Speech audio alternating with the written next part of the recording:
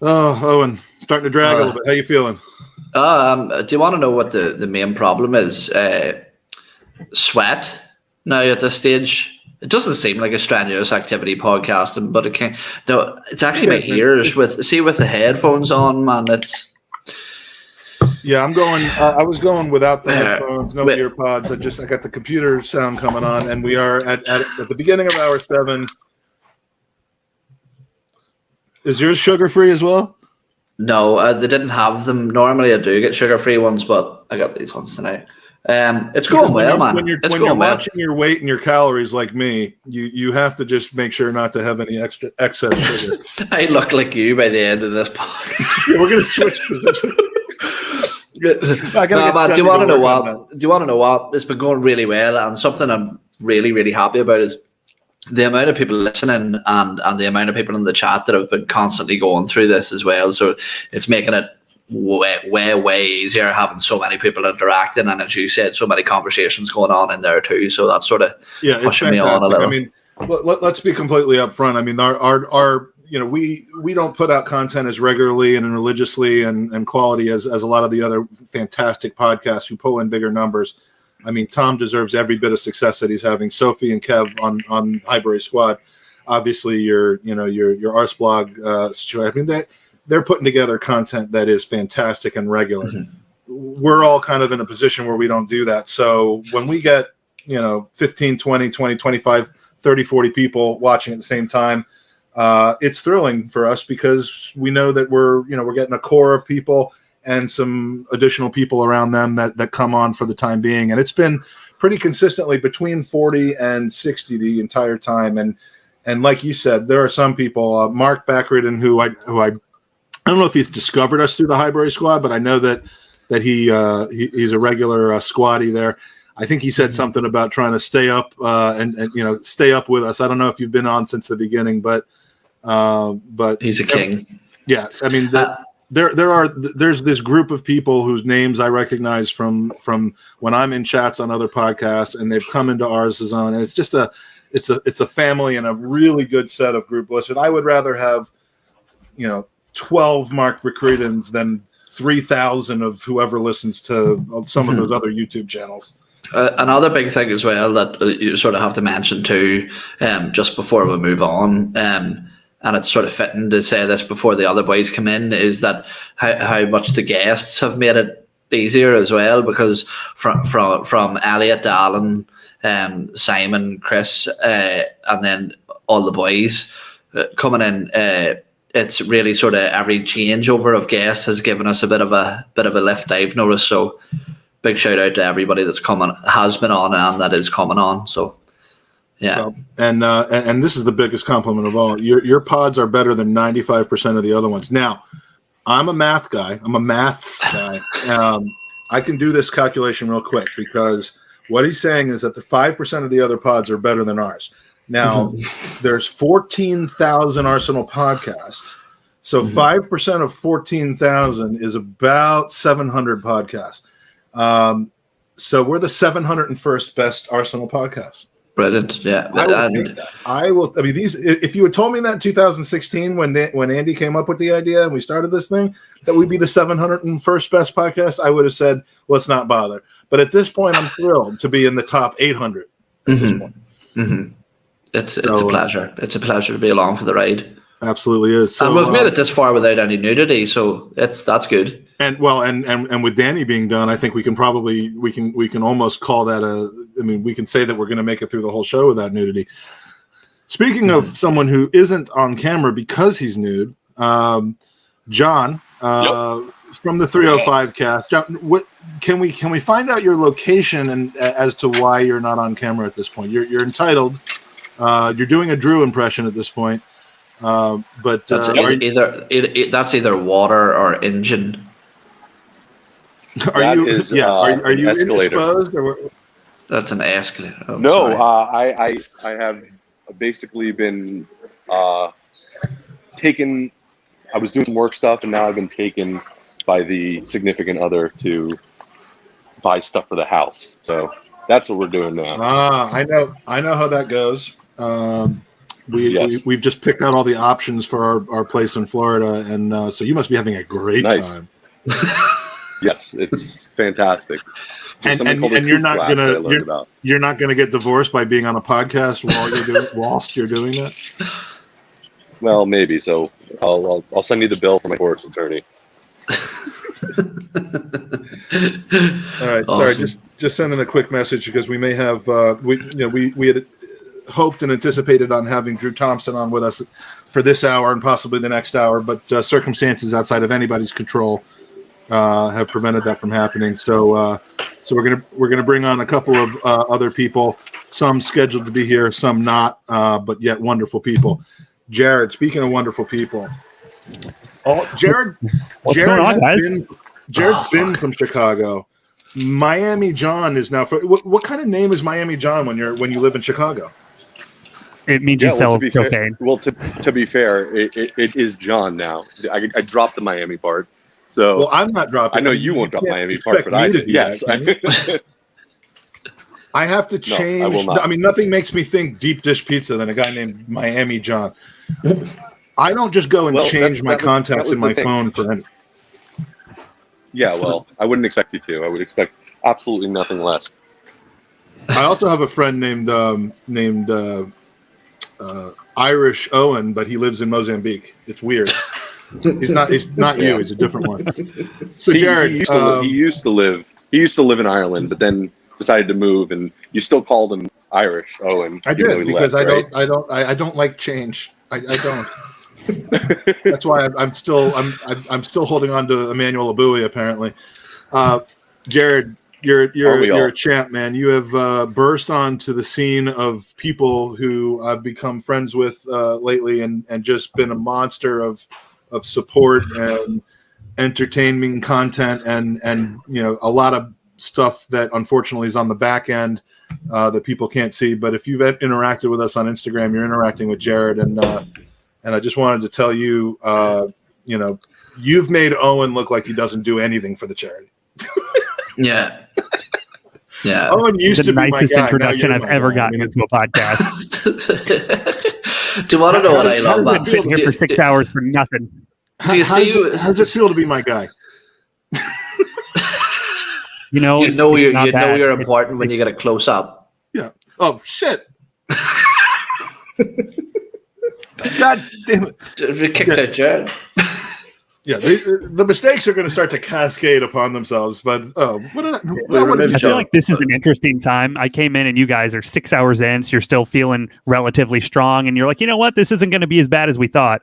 And then like 4 hours from now, you're gonna hit rock bottom and just be dragging. There were some hours that, some hour segments on this podcast. Jake, I'll get to you in a second.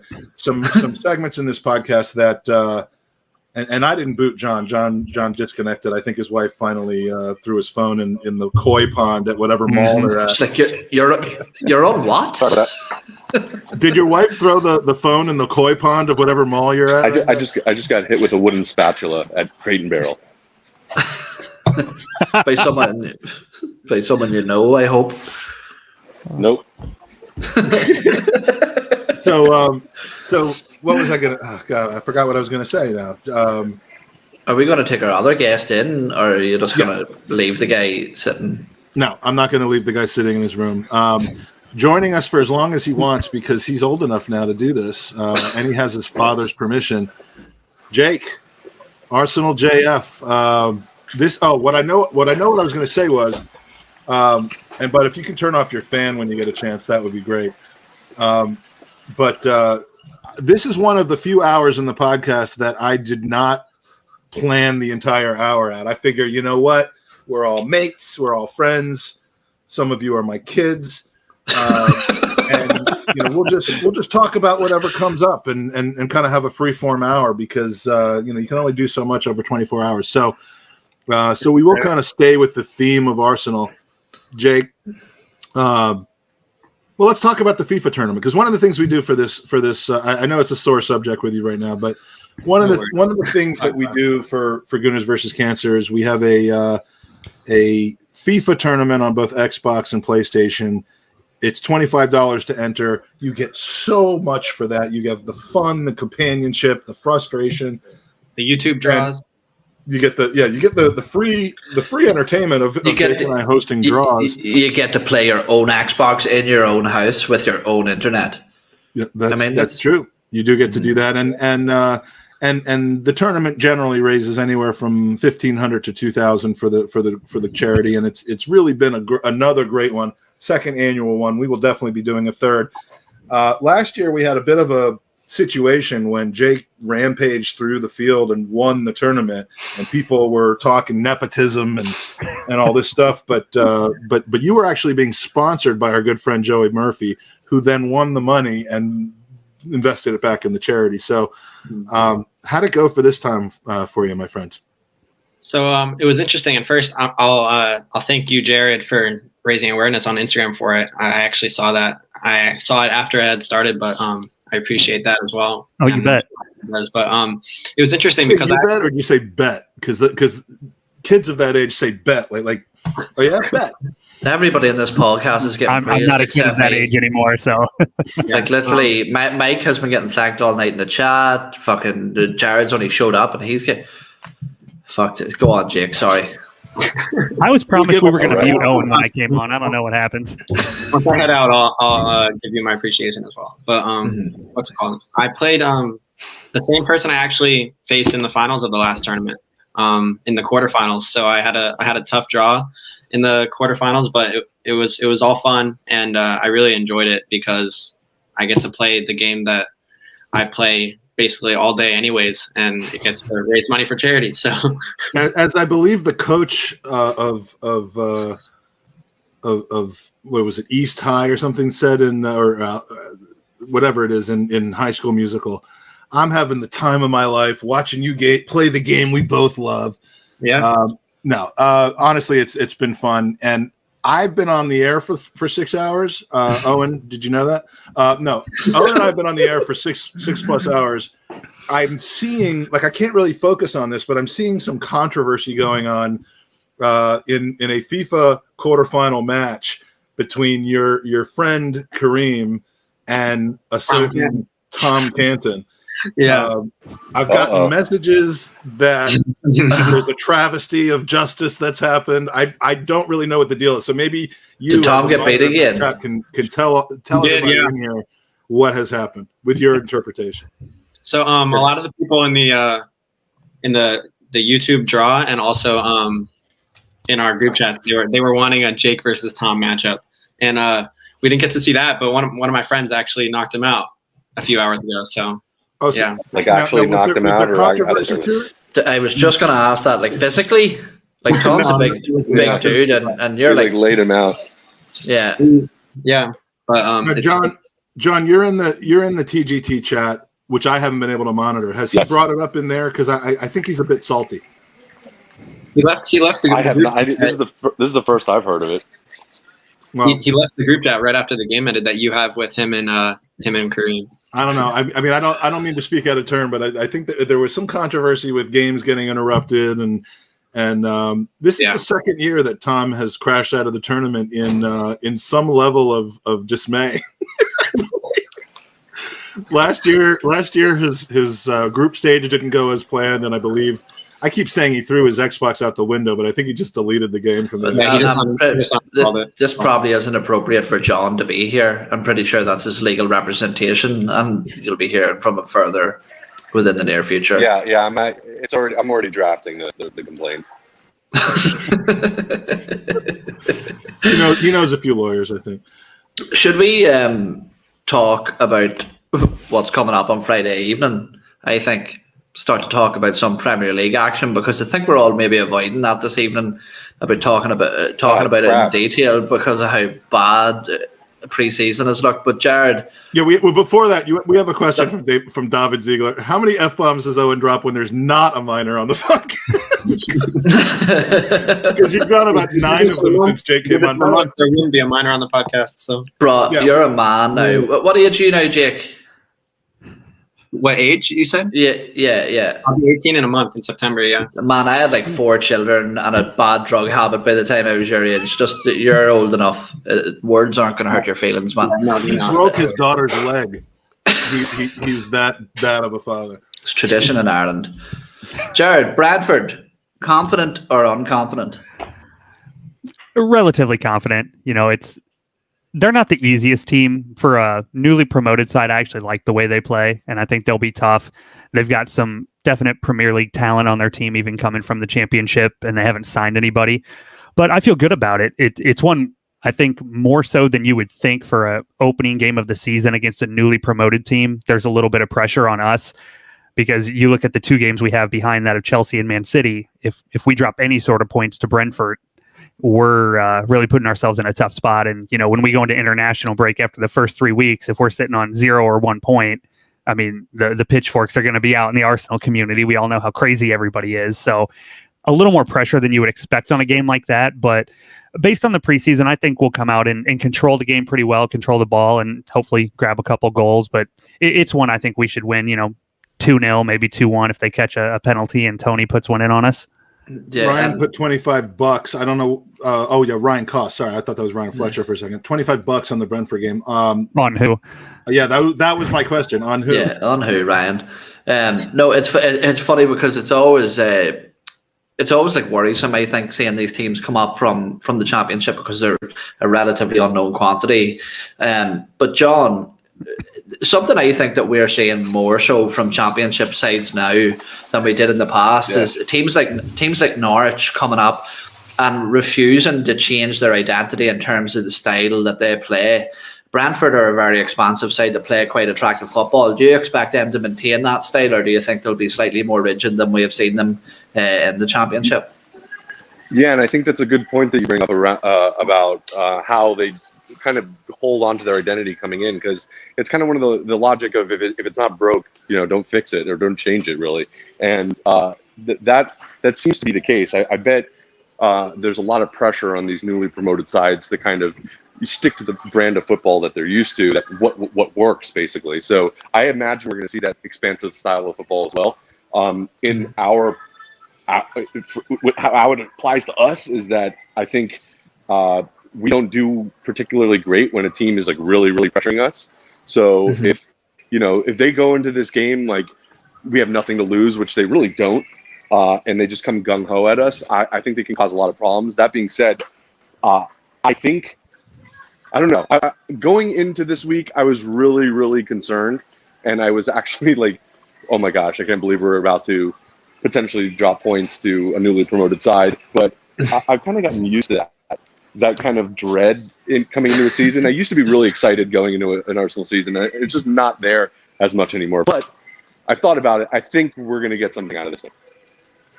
It's a bit like Stockholm syndrome with Arsenal at this stage now, just desensitized.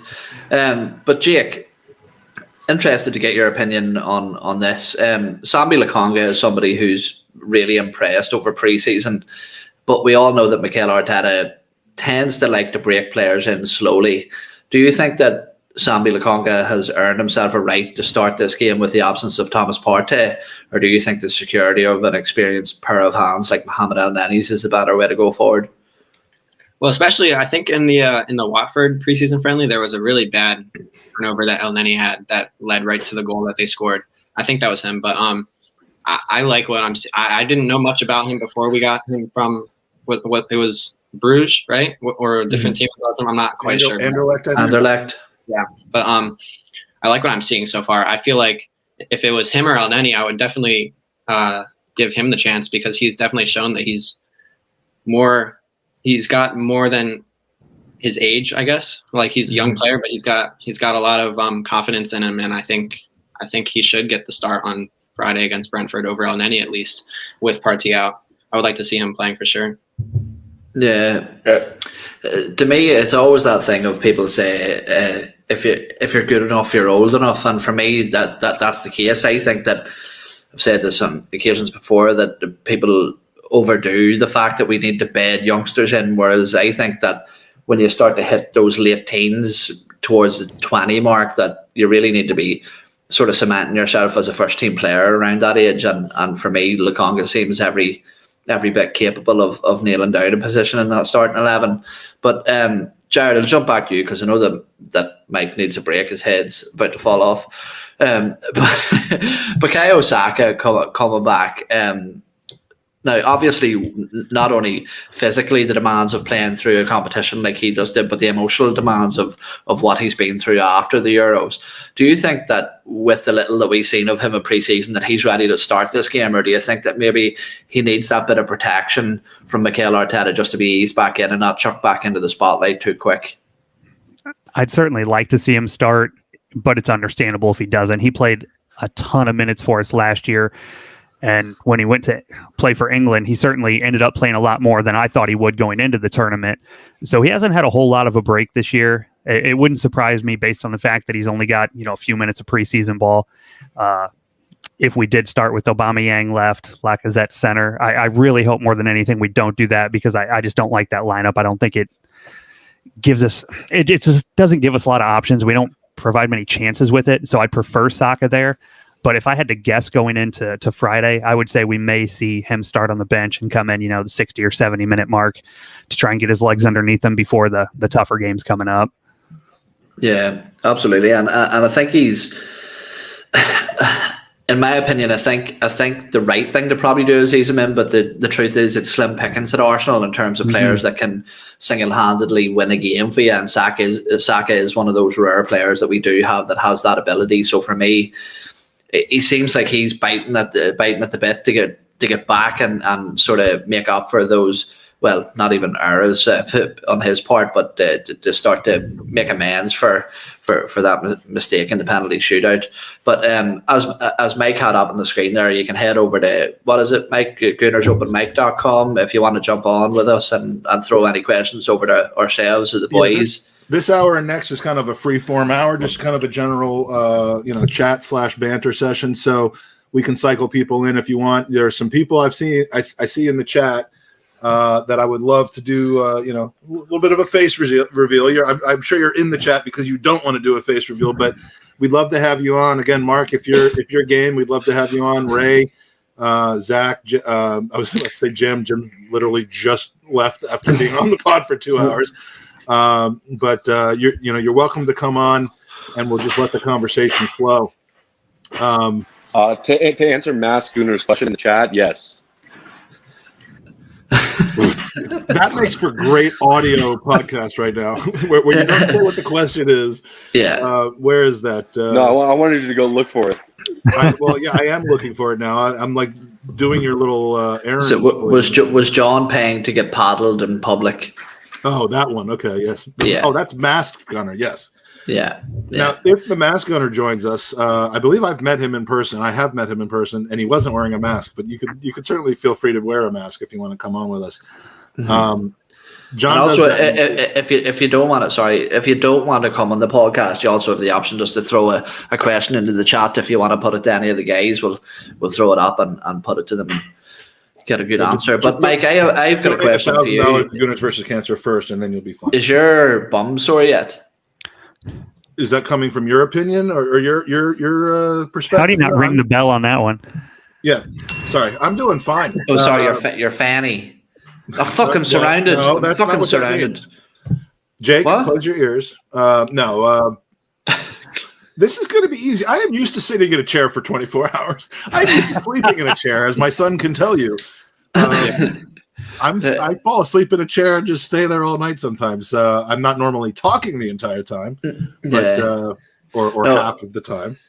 John, here's one. All right, I always think that if you want to realize your own fragilities, to place yourself in the mindset of the opposition. If you're Brentford and you're looking at Arsenal, where do you send your players out to target? Where are weak points that we can be exposed? I think right back you're going to target, and I think that you're going to target it hard, and I think that you're going to try to make a mistake early on, because if you're any kind of like strategic about this, you know that it's kind of tense right now with Arsenal fans, and if you can get, there's going to be fans in the stadium. My understanding is, so if you can get. Am I right in that, by the way? Before I misspeak, there is going to be fans there, correct? Yeah, I think so. Yeah, there are fans. There are away fans there. The away fans are not being allowed to drink in the stadium, though.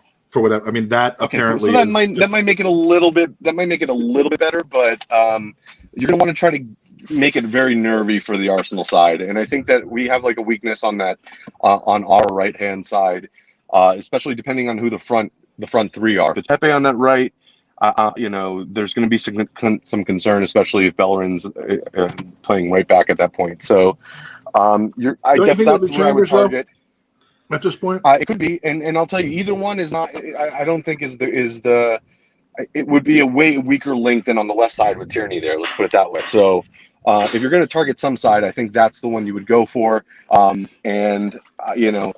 think that you try to pressure our Arsenal significantly, try to make a mistake early on, get us nervy, and then, like I said, I don't think they have anything to lose. So we really need to come in, and we've said this before about Arsenal sides, that we want this kind of lower opposition, no offense to them. We want to see Arsenal come in right off the gate and put pressure and dictate the game.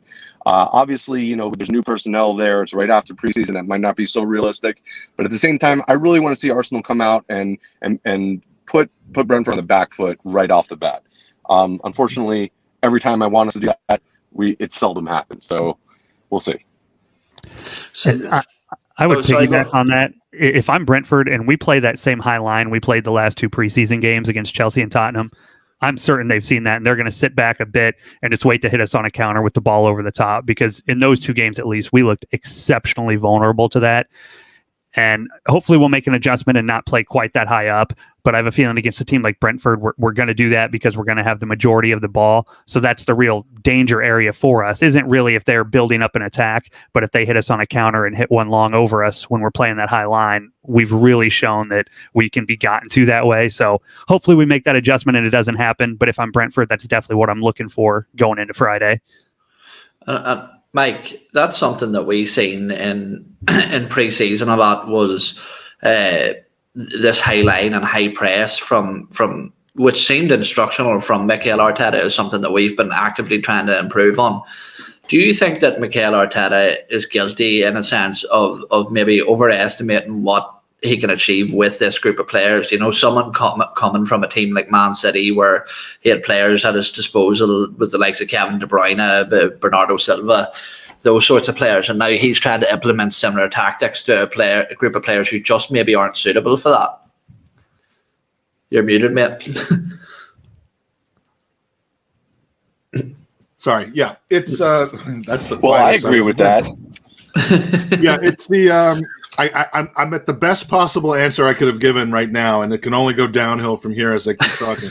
But the issue always is, when you don't have the players that you need or want for your system, do you impose the system on the players you have, for better or for worse, or do you adapt to the players you have? I remember when Unai Emery was starting and Ozil hadn't been frozen out yet, it was like, do you change the team to the players, or do you just try to press forward with what you're trying to do? And over time, a la peanut butter sandwiches. No, what Klopp did at Liverpool, where he pushed his system, didn't have the greatest players to play it, but over 2.5 years accumulated the greatest players to play it. That's the age-old question, and Arteta's he's gonna miss out if he makes the wrong decision here, because the players that he has can play a particular style. They can, they're young enough, if he plays the right ones, to accomplish some things this season that I think would surprise people.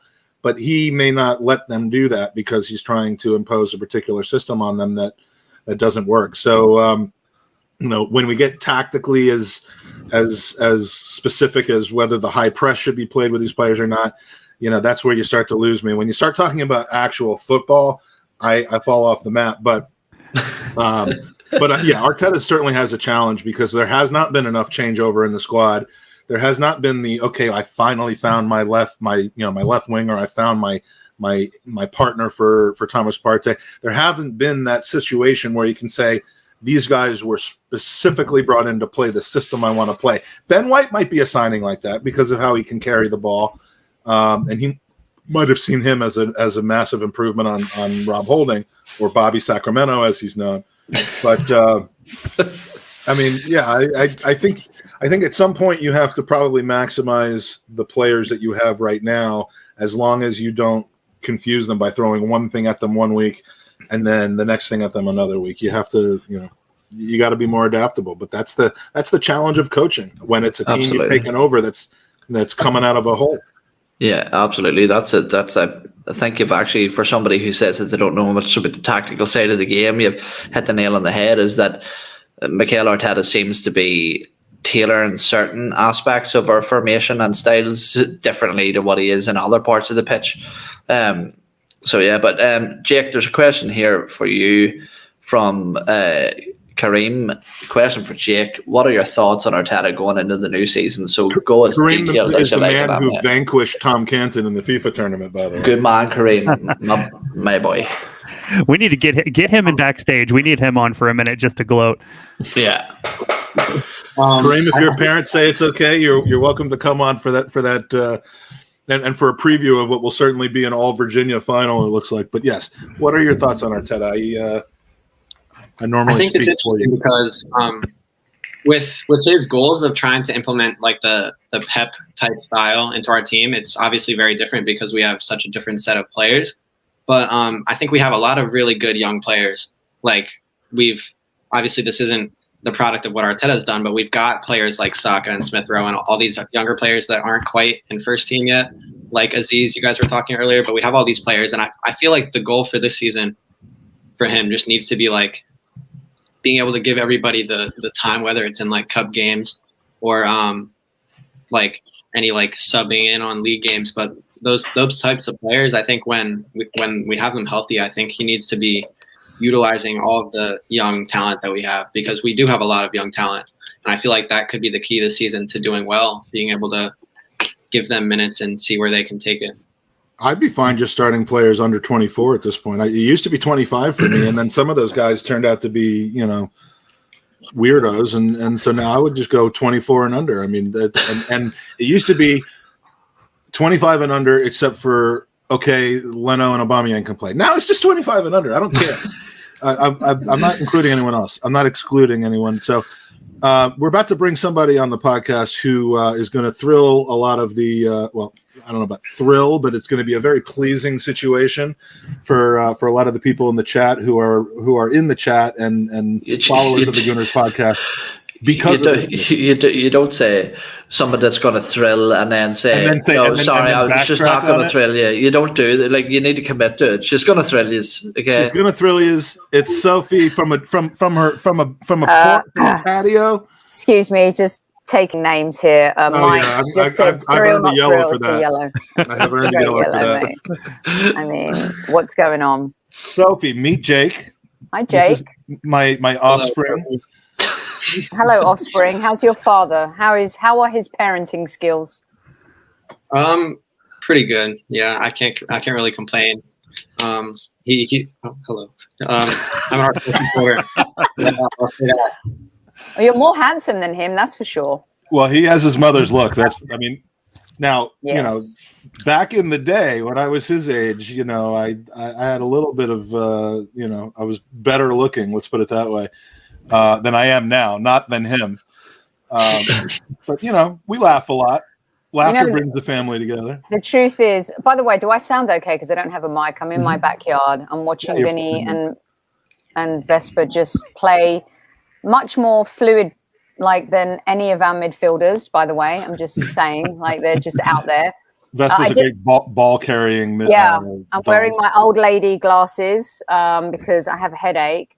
And here's the truth, Jake. You want to know about my day? I don't know. How's your day going, Jake?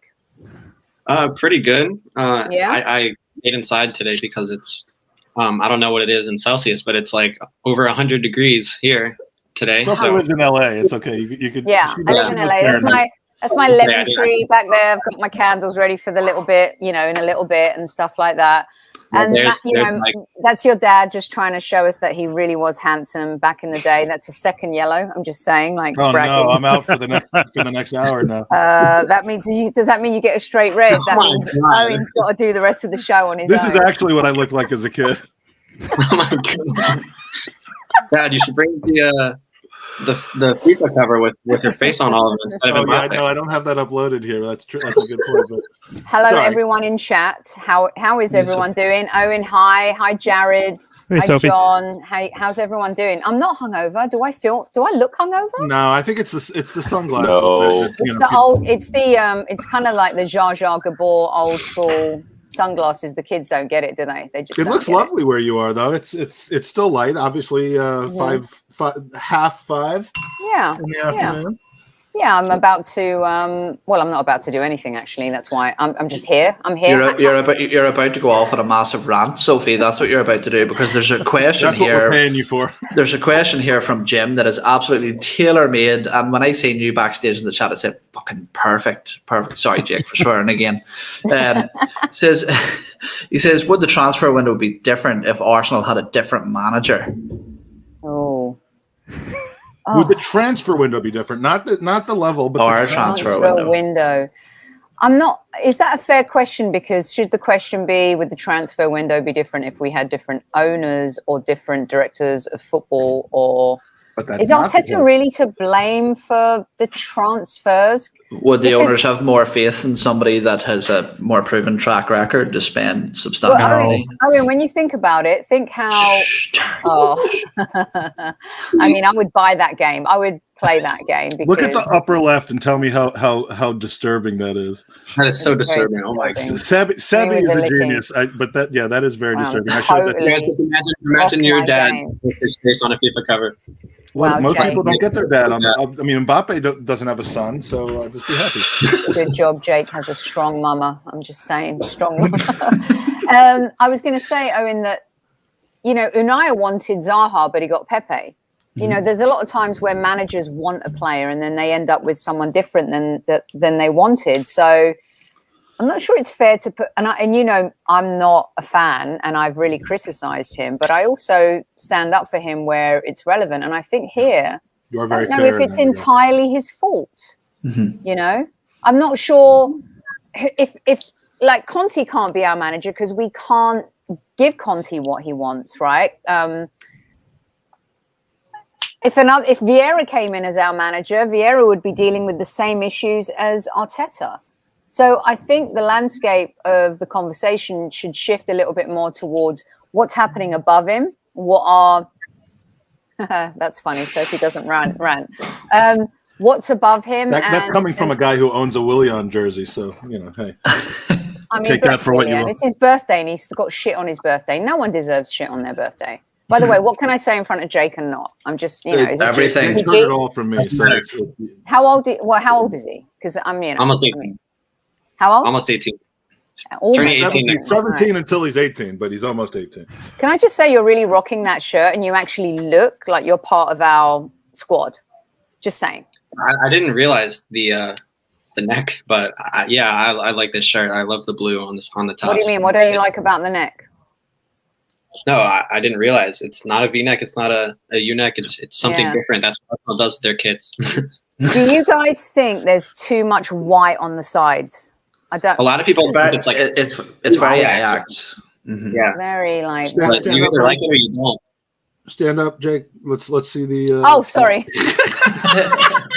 Don't get me excited, Soph. Jesus, come on! It's almost 2 a.m. So, okay, then fine. I'll give myself another yellow card. Here we go.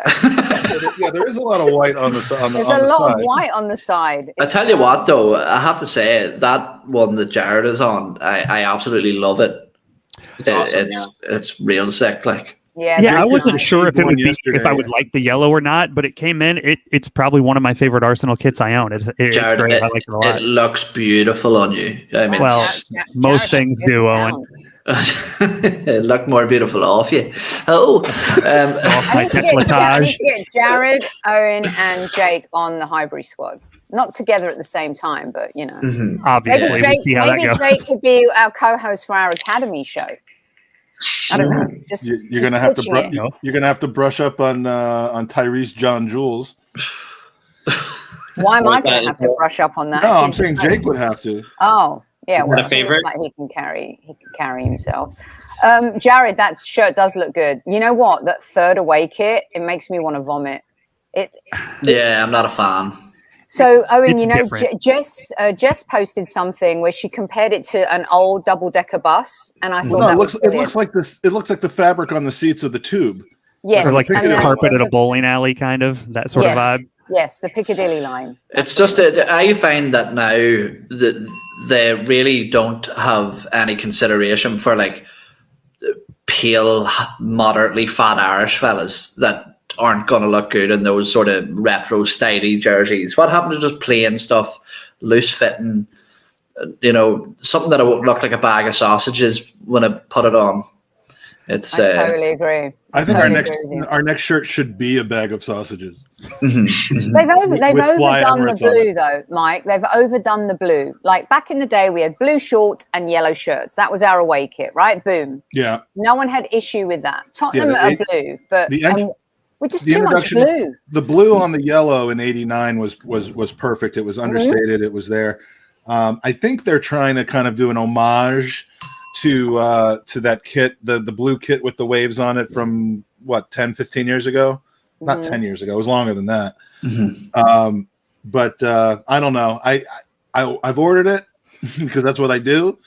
But we'll see how it looks on me. It could be a complete, like, I might just get sick looking at myself even more than I normally do. Well, look, if someone in your chat who wants to free Harry Kane, I mean, I don't know what's going on there. Not even going to block that dude because he's put in the effort to write that out. Or he's So if we had no spammers, and then now suddenly we have a spammer. What happened? Looks like we've made it.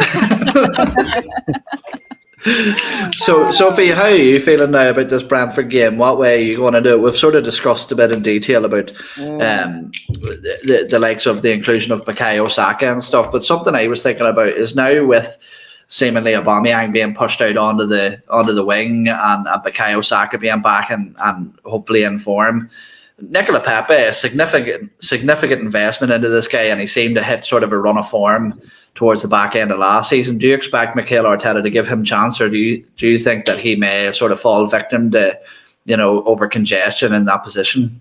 I would, if Aubameyang doesn't score against Brentford and then he misfires in the next couple of games, and we've got big games coming up after that. Vesper, stop biting the aloe vera. No. Sorry. So people have got Tourette's tonight on this podcast. It's everybody's doing it. Don't worry. My puppy keeps eating the aloe vera. I mean, it's I know it's good for you, but I think if he doesn't score, I think he has to consider benching him. And I think if you're not going to send Balogun out on loan and you've got Martinelli coming back from the Olympics, you're going to have to give him a chance. But Pepe has to step up. I think Pepe could be the player of the season. This could be the making of him. He's been really good in pre-season. He was really good towards the end of last season. I ripped him to shreds when he first came in his first season. And I'm ready to... I've got 2 humble pies baking, as a lot of people know. One is for Pepe, one is for Arteta. But I think this season is the one where I could really eat it with Pepe. I think it's so important that he steps up to be a leader in this team. Because I'm not sure about Aubameyang. I'm not sure about Lacazette. And I think Lacazette brings the team together a lot better, and we play better when he's playing in that 9 position than Oba, because when Oba's not scoring goals, he doesn't really offer much to the team. I don't think he gets appreciated enough for how he hustles sometimes when he tracks back. But with him, his salary, what we're paying him, his captain, he's got to be scoring goals. And for me, that is the biggest issue going into the season, is where are our goals going to come from? Yeah, 100%. And I think I've mentioned they're all going to come from Sambi Lokonga. I love him. And Partey. He seems very good. Yeah, I have a crush. I've mentioned on occasion before that I think that you can afford to have one big moment player in your side. And what I mean by a big moment player is somebody who doesn't overly contribute consistently throughout the 90 minutes, but comes up with a magic moment. And unfortunately, like Flamini. But I think Nicola Pepe can be one of them players that comes up with big moments, and I just think that you can't afford to have him and Pierre-Emerick Aubameyang in the same side. And unfortunately, it seems statistically like Pepe of late has had more output. This is going to be. You can't have this person and this person in the same side, but the one consistency to all of those combinations is Pierre-Emerick Aubameyang. Mike, let me look. If he starts Xhaka and Elneny and drops Pepe against Brentford, I will come on your podcast with the everyone out shirt and yeah. Let me tell you something. That will be so indicative of what his mindset is going into this season. And that should put the fear of God in everybody. Mm-hmm. Start Lokonga with Xhaka. Give him a shot. Let's do that. Start Pepe. He's in form. If you want to go Pepe, Lacazette, Aubameyang, and then have Saka on the bench because he's coming out of his Euros and he's just been back for a couple of weeks, fine. But you do not start the season and keep Pepe on the bench and Lokonga on the bench if you are a manager who's trying to show fans that you're going to make a difference this season. No, absolutely. And Pepe should be, I think the start for his season, given that he seems somewhat of a confidence player who found his confidence at the end of last season, despite kind of being in and out of the lineup due to, Arteta reasons. He's got to be one of the first names on the team sheet, and then you figure it out from there. And obviously that means Bellerin can't be behind him because we know how that goes. So he's just got to instill into Pepe, you're my guy this season. You're my man. Right. That's the man management that he lacks, which he's been lacking. Yeah, 100%. Yeah. And Jared, when we're talking there, when we always talk about the lineups, there's consistent things that the entire fan base often agree on, believe it or not. But you're going into this game, Mikel Arteta is obviously a manager most would consider under pressure at the start of the campaign. But what are the sort of big no-nos that you can't see in this starting 11? Because it seems to me that when everybody gets behind Arteta, he often makes some sort of stupid mistake, whether it be team selection, formation, whatever it is. What are the no-nos that we mustn't see from Mikel Arteta going into this Brentford game? Well, I think Sophie hit the nail on the head just a minute ago when she said, Lokonga, I think what we've seen in preseason has earned a spot against Brentford. It'll give him good Premier League competition, and you can kind of get a good idea of his level from there. I think him next to Xhaka makes a lot of sense as long as Partey is out. Pepe, I think I'm with both of them. I think he should be one of the first names on the team sheet. Sorry, I used to play a lot of golf. But I think his last 13 Premier League games, he scored 9 goals. I mean, his production was there. And Jared, should his number be 4? Oh man, classic dad joke. I love it. We have a question for Sophie and Jake, but before we get to that question, we're going to bring on Chicago John. His cell phone ran out of battery, so we appreciate him making the effort to come on despite being out and about in the world. But we have a replacement, a fantastic replacement, who is going to show his handsome face on the podcast. Sophie, you know him well. I do. Who is it? His name is JJ Garcia. My boy, yes. Hey, welcome back to the pod, JJ. Hey, hi, Mike. How you guys doing? Jake, Jared, nice to meet you. Yeah, you as well. So yeah, JJ is a friend who was introduced via Sophie and the Highbury Squad. Longtime Gooner, great, another great American fan of the team, and we'll kind of come back to you around on the next question, but I want to make sure to get to Darren's question here, and we'll open it up to actually the three of you. So we'll change this to being a question for Sophie, Jake, and JJ. Darren's favorite player currently is ESR. We know his favorite player of all time is Lee Dixon, but currently ESR. Are you excited to see how he'll perform now that he is staying with us? Let's start with Jake. I think if any Premier League fans didn't know how good ESR is before this season or after last season, they will when this season gets underway. Because I think with Pepe, I think he'll be our best player of the season if he gets enough time, which surely he's earned the time now. But I think with what he'll do this season, I think he'll get noticed by the England squad. I think he'll get his chance just like Saka did. And I'm so excited to see what Smith Rowe can do this season because he's confident enough that he wanted the number 10, and I think he'll rock it this season 100%.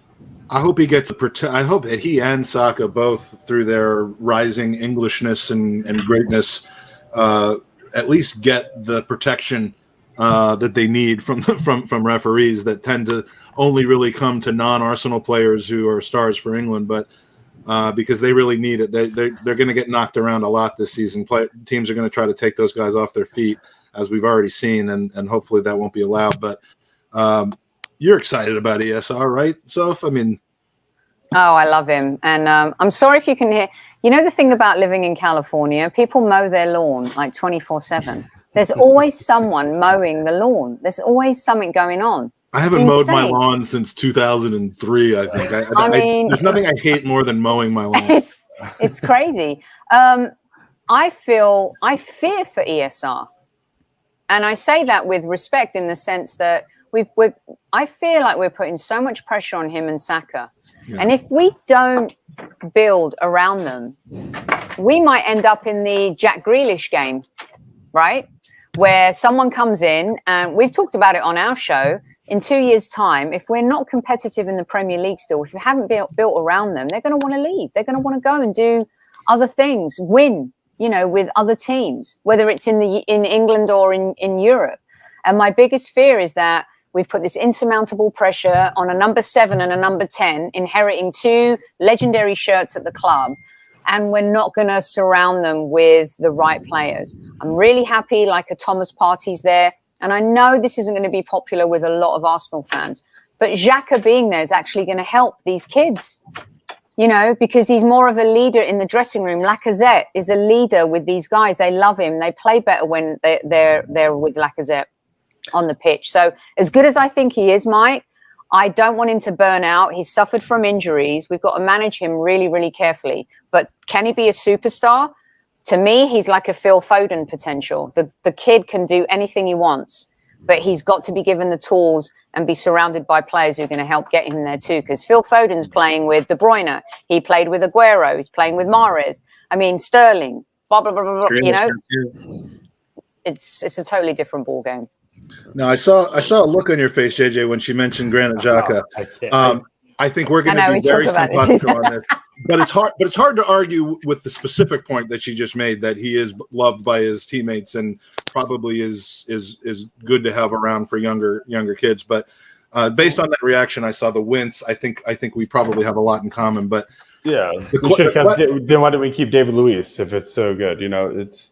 Yeah, I mean the question's really about ESR, but feel free to share your Xhaka feelings as well, because I don't think we've heard necessarily that from you. Yeah. I personally think ESR could be better than what Saka could do for us. I think he's like the future. His position and what he could do for us. I mean, what he does, and he's just they're actually both sort of the same. They keep their head down, they keep quiet. I feel like they truly love our club. Like a Jack. A Jack loved our club, and I think these guys really love our club. You know who did a really good interview with Jack Wilshere recently? JJ. You didn't know. Sophie killed it, and I can't believe you got on that. But I was so jealous of that. Yeah, Jack, he made it. He's the one that helped make it. Oh, okay. All right. Well then. I mean, I wasn't saying you didn't deserve it. I was just saying I was jealous. But Jack's a top-notch guy. I'll tell you that. I mean, what a. Well, there's a story to be told there. Yeah, he is about how that came together. But sorry, go ahead. Yeah. No, yeah, you're good. But again, those guys, I feel like they have the passion for our club. Aubameyang, I agree with that. He was a superstar sort of before he came here. Like a Sanchez, superstar before he came here. These kids grew up in our club, like a Jack. They have love for our club, and there's a difference when you play for the badge over money. It's just a big difference. They play for the badge. And that's what I've noticed to these kids. And they keep their head down. They're quiet. They're humble. Anytime you hear any interview with them, they're the most humble kids. And they're 19, 20. Like, you kidding? Like they are. I mean, they're the future. And I think we will surround them with the right guys. I think Arteta could do it. I'm an Arteta fan. And I really think if he gets the backing from our club, he could do it for them. But again, the likes of a Lacazette, it's true. And that's one thing about Granit. I will say he is good locker room. But does that mean they have to play him? Yeah, I mean, just keep him in the locker room. When the team comes out, just keep him in there. Just keep him He's there. not. He's and not. He'll be ready for them when they come back in at the half, and he can be like, See with that, JJ. Just a question, just to sort of play devil's advocate a little bit here. when you're talking about our players loving the club and what it means to them, do you still believe that exists in the game today? Maybe when you look at somebody like a Harry Kane who has apparently loved the club for years, and he always has the club's best interest at heart, but now he seems to be strong arming the club into a move. Do you think that loyalty still exists in modern football? Yeah, to a certain extent, because I mean, again, you always have to watch out for your own back, right? Protect yourself. They're not helping Harry Kane. I mean, they have some good players, but they never really took it to that next level.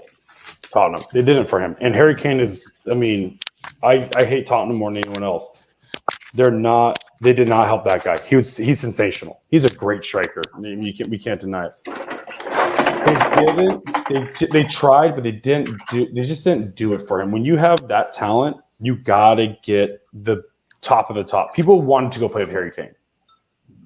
But again, they're a small club, so who the hell wants to go there anyways? But again, with the soccer, like we have with Martinelli, did I say it right?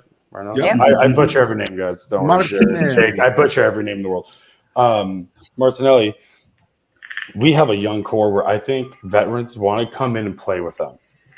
So also, guys, I have my kids here, so if you hear them screaming, I apologize. But yeah, again, people are going to want to come to play with the youth, right? A Lacazette's one of my favorite.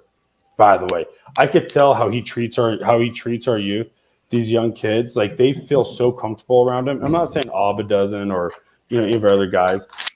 I think he has something special with them. Like you can tell. He's been playing out of his skin in preseason, man. He's so committed by the look of it.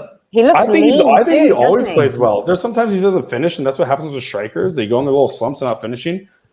How he checks back, how he plays the game is what we need. It's almost like like Giroud used to do it all the time. And I love Giroud's one of those underrated players I think to ever play the game.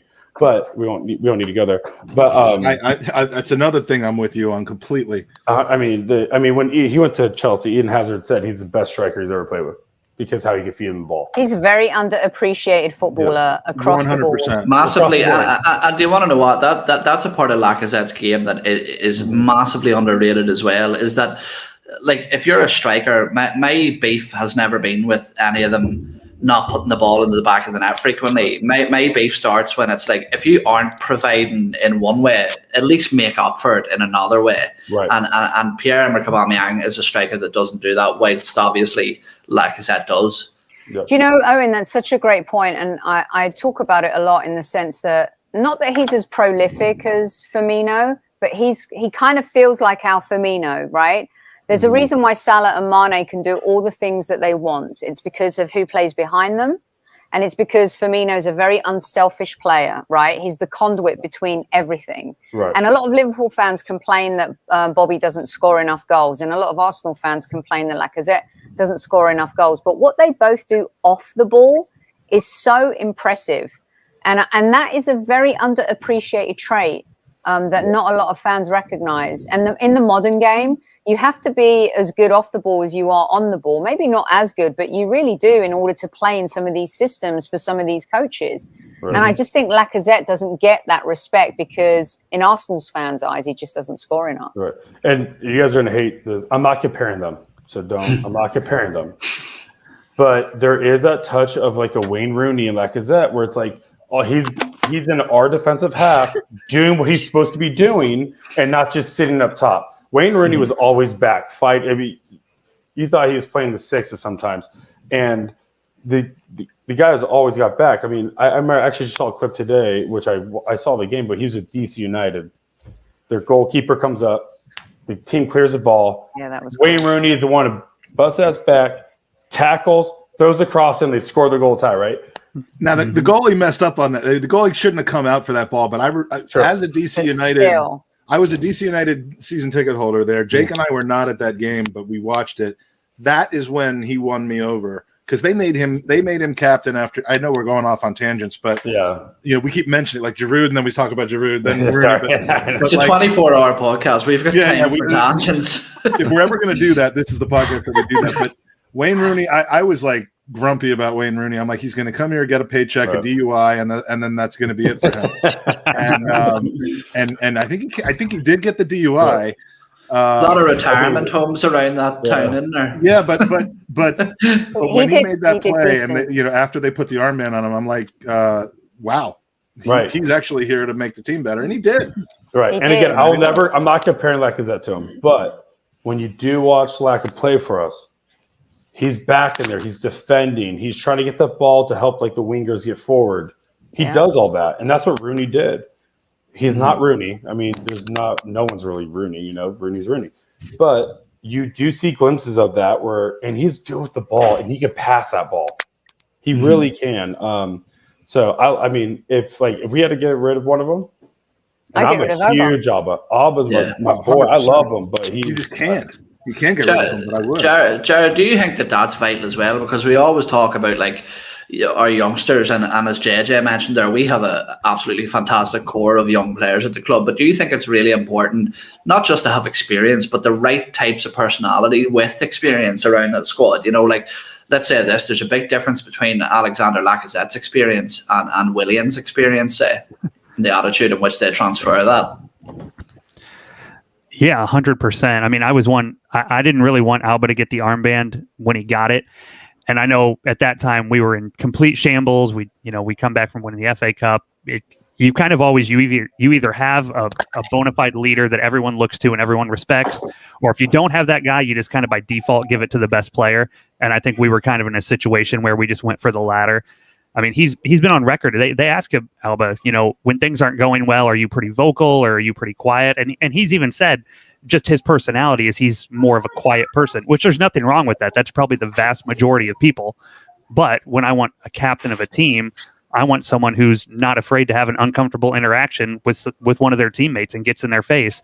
That's why I thought, Xhaka was a good captain for the team, even without the armband. When you watch the team play and you watch them interact, he feels like the guy that has the respect of the squad. Kieran Tierney's a guy like that. I think Lacazette is a guy like that.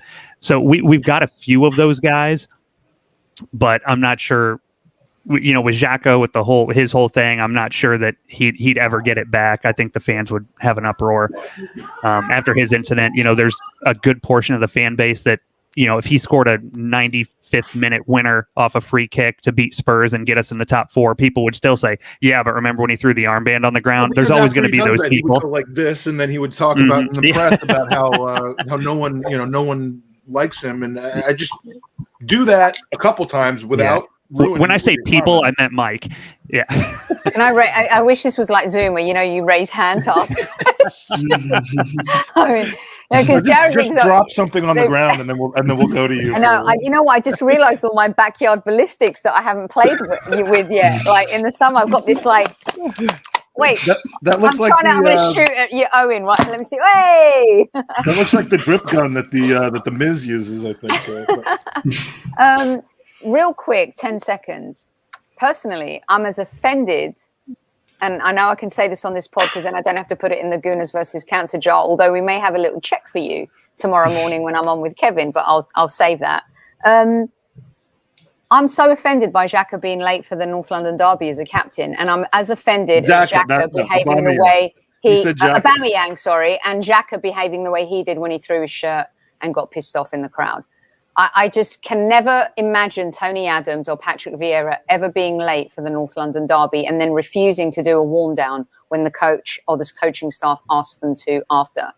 That's the beginning of the end for me. Aubameyang, I think his mind left Arsenal on that day.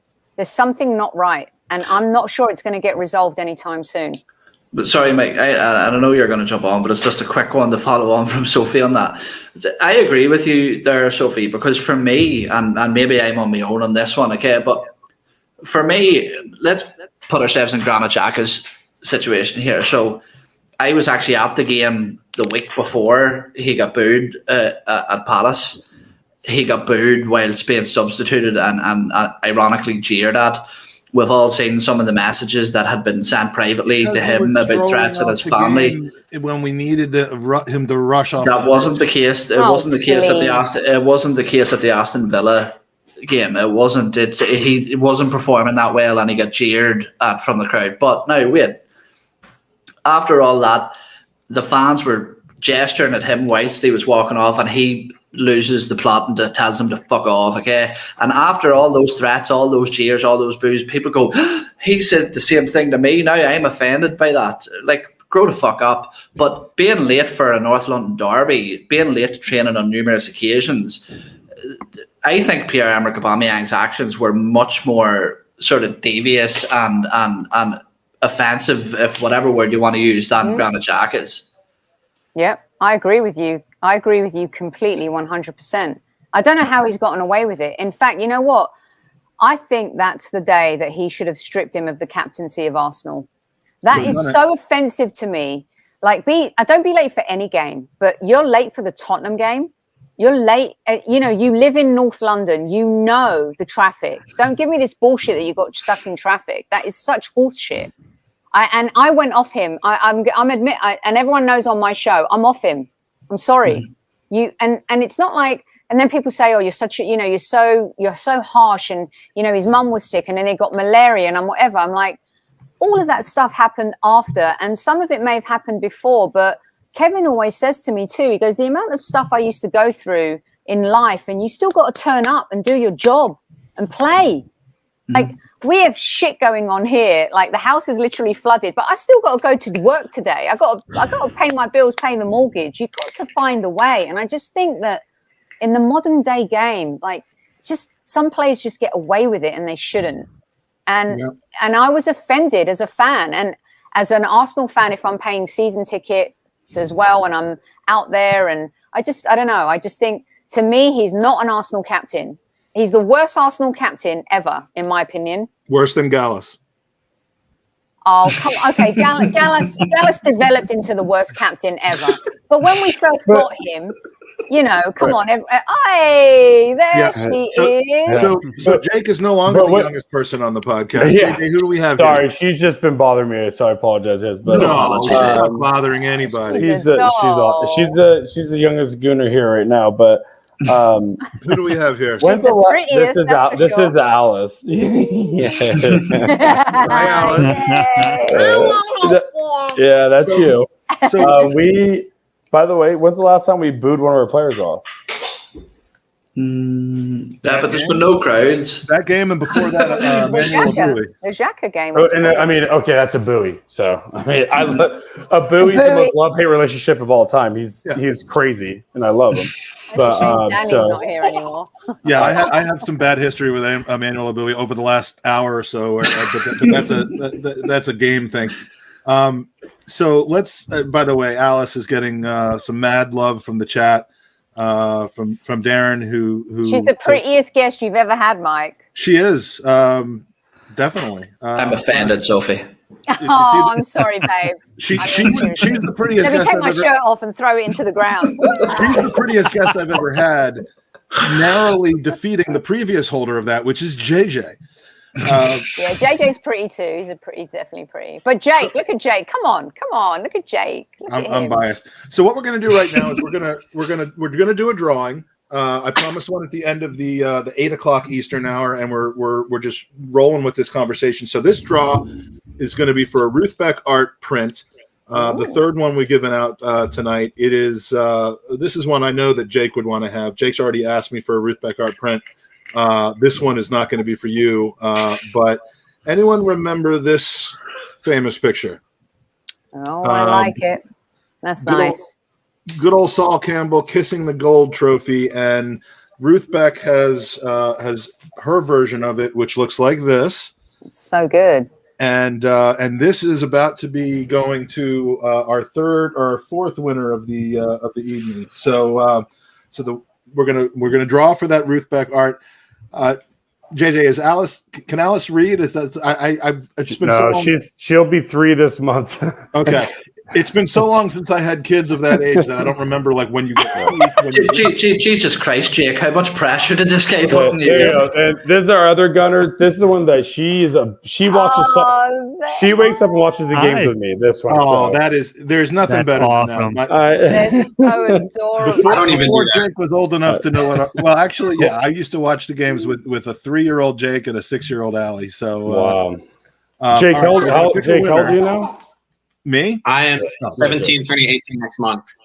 I'm 116th. You're already out. He's getting ready for college. We're going to draw the winner, and let's. Damn, I'm getting bitten out here. Let's get a quick update on how we're doing here with our goal. Our goal is $5,000 raised from this podathon, and we, as things are slowing down in the middle of the night over in Europe, we are at 3,890, which is fantastic. A couple more donations came in over the last hour or so. And, again, I can't thank people enough for their generosity. And I hope that we can in some way repay that with fun and content and some prizes for people. And in the area of prizes, well, we get a super insight on Sophie's home life now. We're going to pick the winner, and if there's anyone, if there's a little one running around that wants to read out the name of the winner, we can do that. Otherwise, I'll do it. But okay, perfect. So Jake, you're the little one. You can do it, Jake. All right, I can do it. Let me go to the randomizer, and we're going to do the draw for the Saul Campbell Ruth Beck art print, and the winner again, Steve Manios. We've had 2 winners of 4 prizes so far, but look, it's random and it's based on the size of the donation. So it only takes one donation, one small donation to win. But Steve's got 2 prizes now, and congratulations for the Ruth Beck art print of Saul Campbell. And again, thanks to everybody who's donated.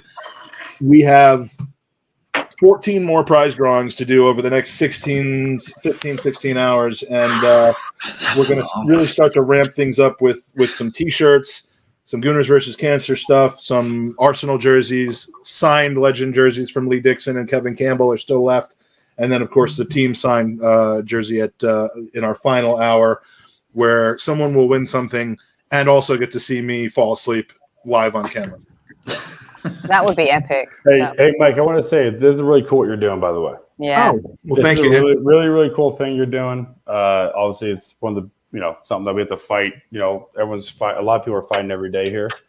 That's why I have actually a shaved head right now. One of my good friends, Erin, she just got stage 4 leukemia. And she's 34, healthy, and just hit her. So, it can affect anyone at any time, and that's why things like this are amazing to help them out. I appreciate that. It means a lot coming from you, JJ, because I know how active you are in the charity and fundraising community, and it's nice to hear that. I've just really been pleased, and to have Owen and Jared with me when you say that, because it is not a thing that I'm doing anymore. Right. It used to be, and now it's a thing that we're doing.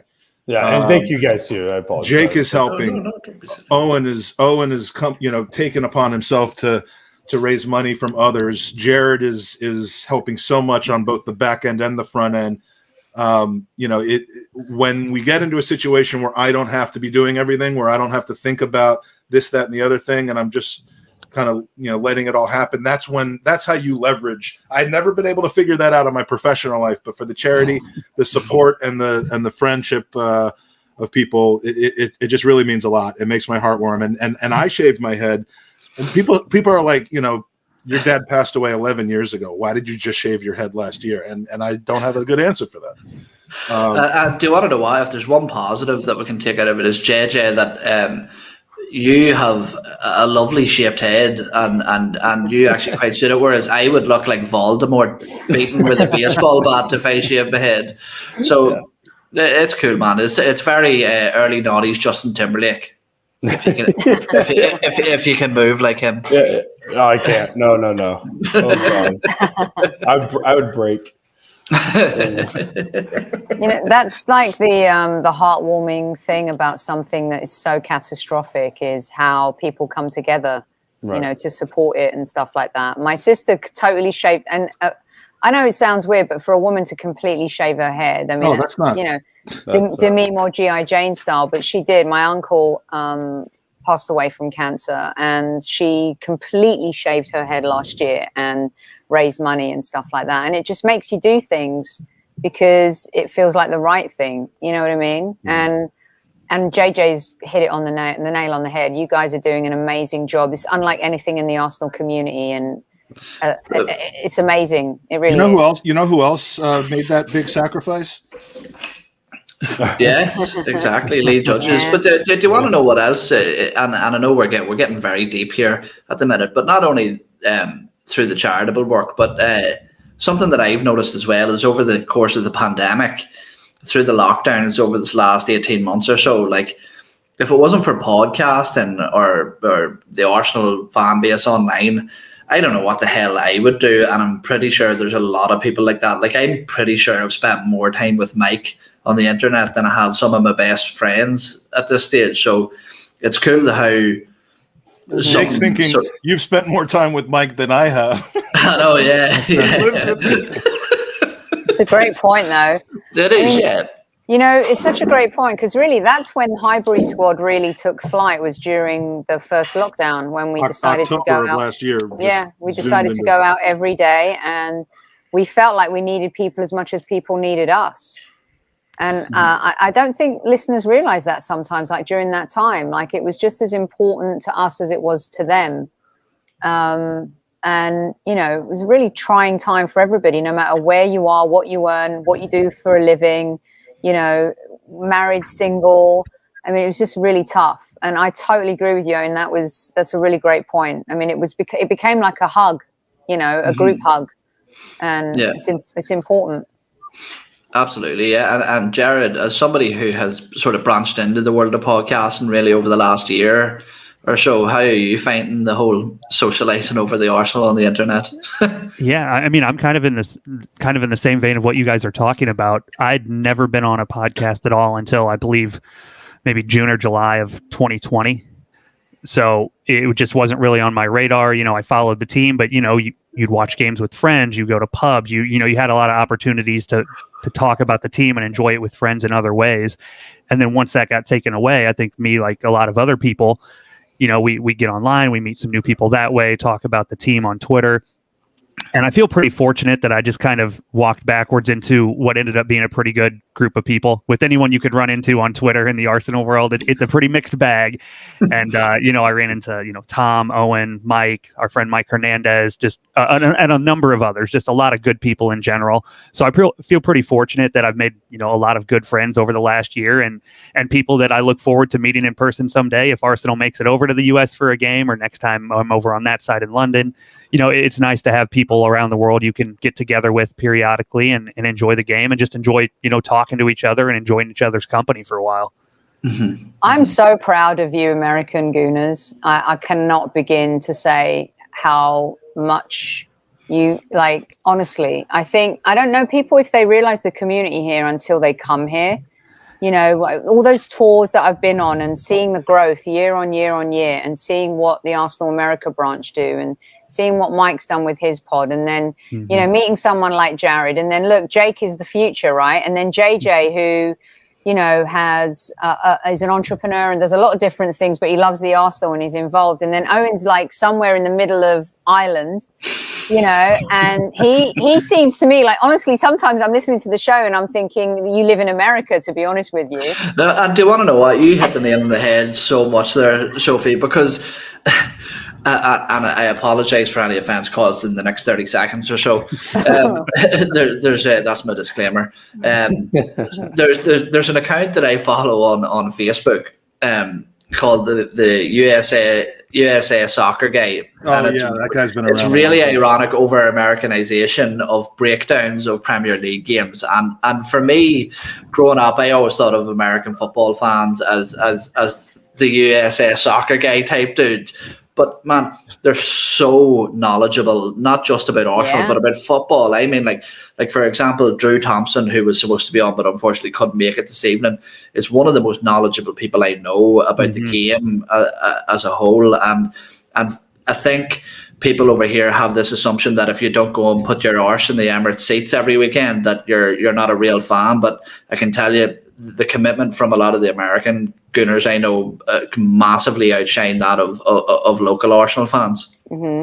I don't know what Jared and JJ think of this, and Mike too, but I don't know if it comes from American football, growing up watching it, and X's and O's, and just there's so much going on in American football on the offense and the defense, and basketball's a little bit different, but there's just something about their awareness on tactics and that front that, you know, has really just impressed me over the years. It's kind of mind-boggling. It seems like people in the UK jumped on that later. They were more analysts of the game, talking about it, going out, ranting, raving, and then the X's and O's kind of came in a few years ago where people really started focusing on analytics and stuff like that. Jake, tell us, as long as we're on the topic, because you, first of all, you haven't spoken for a while, but I mean, obviously when I was growing up, but probably even as little as 10 years ago, you would not see any sign of international soccer, as you know, as it's called here, or anything like that in school or in the kind of the kind of awareness of teenagers. Now you go to school, and how many people are wearing, you know, Madrid or Liverpool, or in your case, Arsenal kits? And PSG. Is it just pervasive in your high school? Now, right? I mean, I know you're in your friend group. It's a big thing, but I mean, beyond that, is it? I mean, what's the experience like, and how big of a part of just teenage life right now is English Premier League and La Liga and other sports?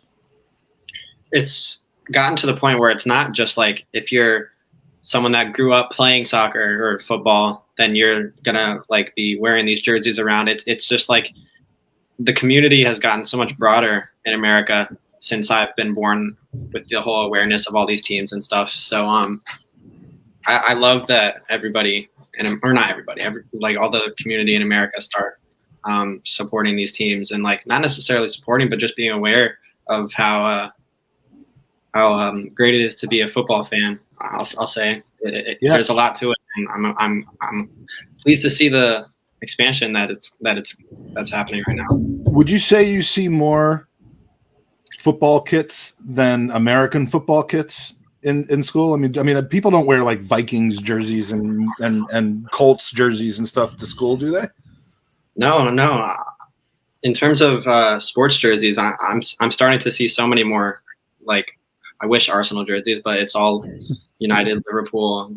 I'm sure next year I'll see 2 abundant PSG jerseys in the schools, you just bought it. It was a France jersey. It wasn't a PSG jersey. If you guys saw the white PSG jersey, you would understand why I had to buy that one. But I didn't get Messi on the back though, which wouldn't have been good for me, because there's a lot of bandwagon talk about getting Messi. What'd you get on the back? Verratti? No one.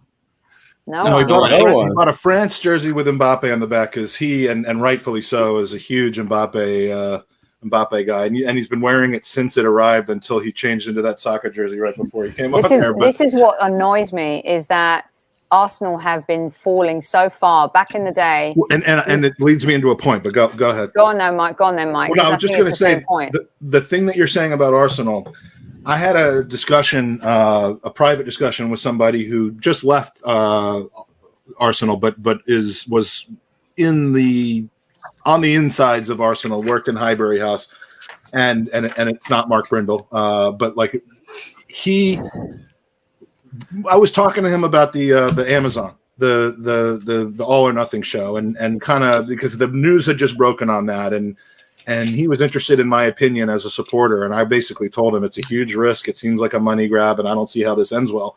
And he didn't push back on me, but you know, the point that he made, and I think this is why it's a relevant discussion here, is that Arsenal, through their play on the pitch, the slide that we've been on for really 10 years, as the league position gets lower, as even the style of our play, where we used to lose pretty, that's not there anymore. You know, it's just, we're not a team that, if you're just taking up the game from a fan perspective in parts of Europe, in Asia, in South America, in America, you're not going to pick Arsenal as your team, because they're essentially what, you know, when Jake was growing up, they're essentially what, you know, West Ham was, or what even worse than Everton. I mean, they're a mid-table team. So the all or nothing that thing, hurt. the all or, I mean, it does hurt, but the all or nothing thing on Amazon was as much about putting some more money in the coffers during a time, during the pandemic era, which we shouldn't be forced to have to do, as it was about trying to kind of keep Arsenal at the front of mind of people who are learning about teams. And, people became Arsenal fans because of FIFA in the late 90s and the early 2000s. People became Arsenal fans because of certain players like Henry and Bergkamp. That links in really well with this question, Mike, if you want to walk away. It really links in with that. There's nothing to draw a neutral to Arsenal at this point, but maybe the Amazon thing, if it doesn't turn into a complete Schadenfreude situation like Tottenham, that's kind of the only upside to it, and the reason they did that. And the question from Tubes MD Tubio, which is what I almost named my son, and then I went with Jake instead. Thank goodness. If this crap for the next 10 years continues, how would you see Arsenal's fan base at that time? How big of a loss would Arsenal, lose the younger fan base? It's a generational thing, and we're at the precipice of becoming a mid-table team worldwide. Wherever we finish in the table, we're not going to be in the league of those other teams, and it's awful. So I think. I was going to jump in just for a second because I already interrupted Soph, so now I got to hand it back to. Oh, I didn't know if she was. Yeah, she's just swatting. Yeah, no, she's just swatting flies. I'm going to have to go inside. I'm getting bitten left, right, and center. My blood is very sweet, apparently. So okay, Jake has the same problem. He's just such a sweet kid that he gets bitten up. Yeah. Yeah. No, real. Go on, Owen. I'm just I'm busy killing flies here. Mass destruction of the insect race right there. No, I was gonna say, just because I think I'm quite well aged for this question, because obviously I'm just becoming 30. I was born in 1992, so I was really in that sort of childhood, early teenage years of the Invincibles. So I remember when I was growing up, take me off that. It makes me really insecure. I mean, I'm old enough to be your mum. Yeah, maybe you are. I'll have to get I'm old enough to be Jake's dad. I mean, I might be your mum. I mean, who knows? But, I remember. I heard how I was talking about his mom earlier in the podcast. She's a saint, and he's making a mockery of the woman. Anyway, I remember when I was a kid walking around, there was United and Arsenal jerseys, and to wear an Arsenal jersey, you felt almost like.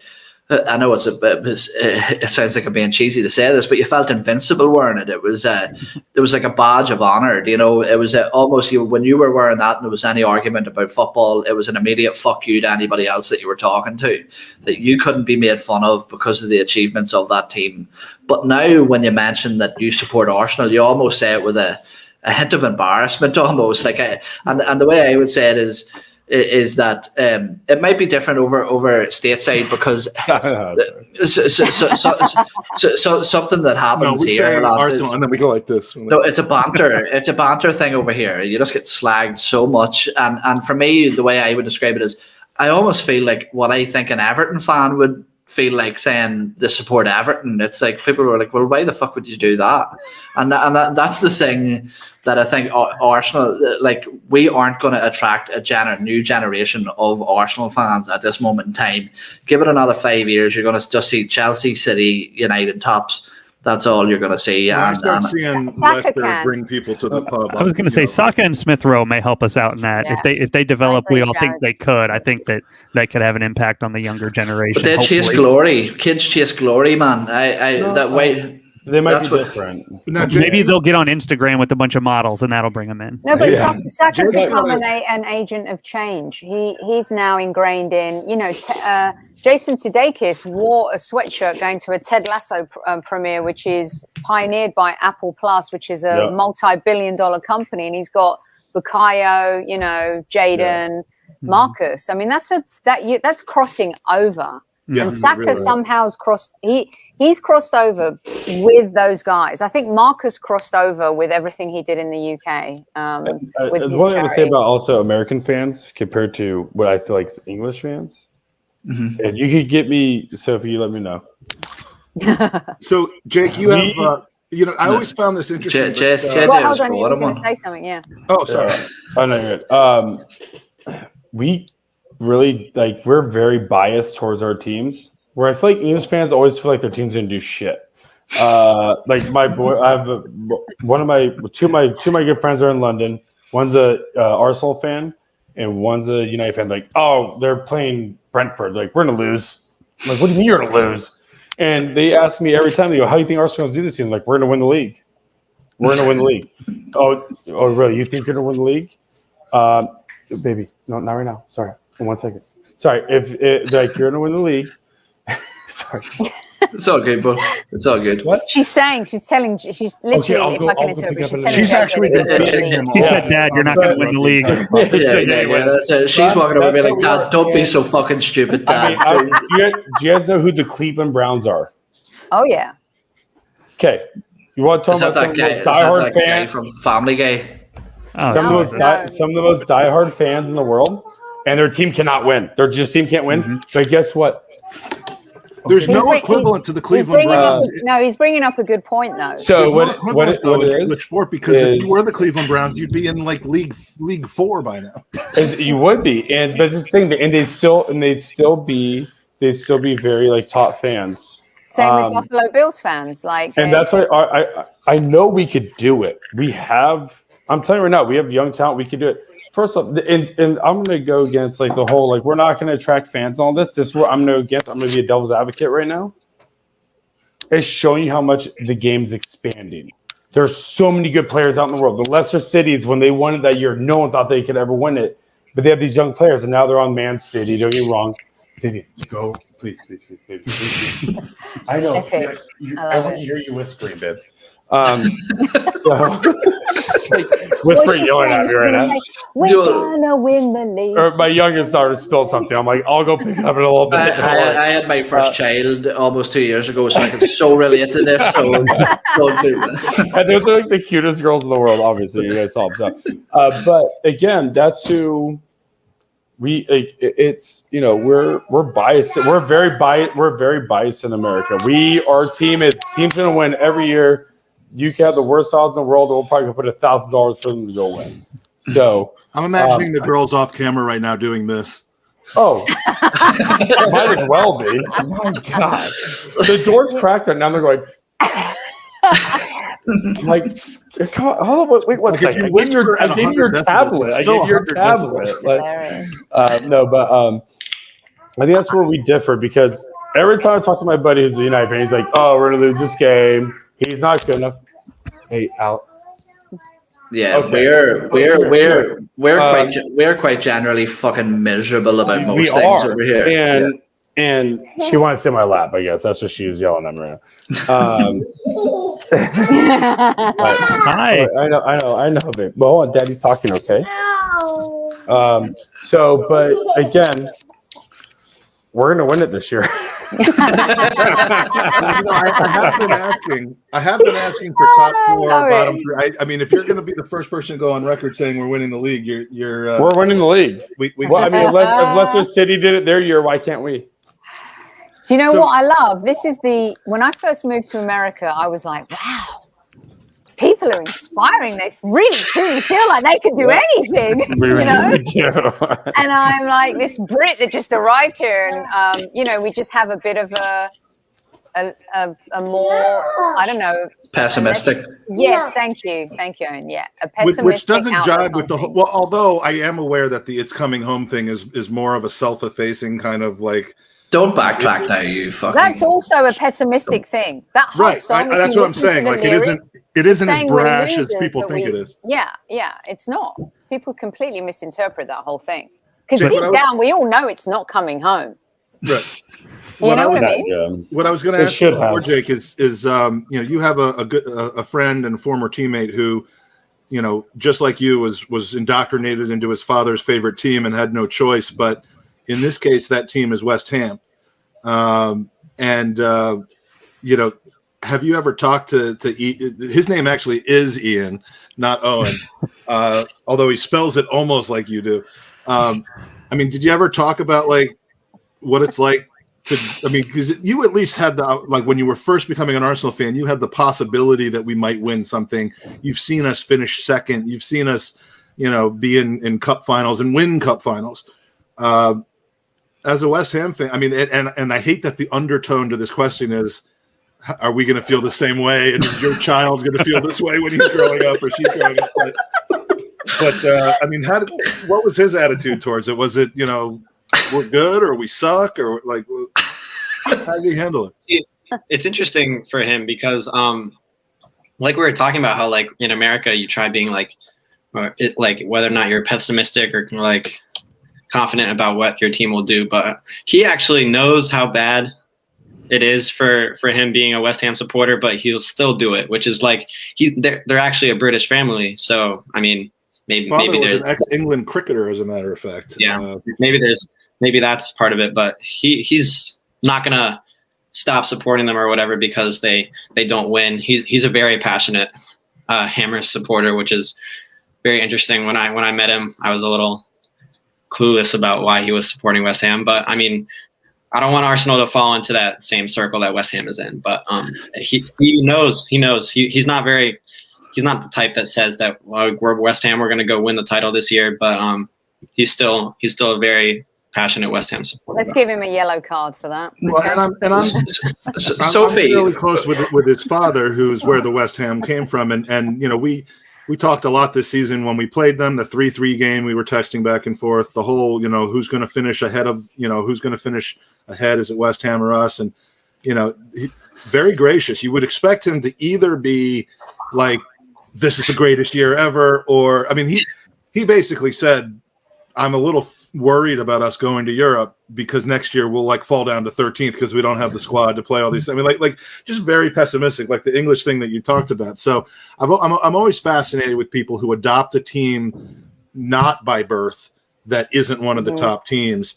Do you have any other friends, Jake, of your age? I mean, I know your friends are mostly, Barca, Madrid, PSG, United, but like, do you know people who are other than Dan, who's an Arsenal fan, who are kind of just picked a team, or this question could be for any of you, Jared, Owen, and Sophie. I mean, do you have it?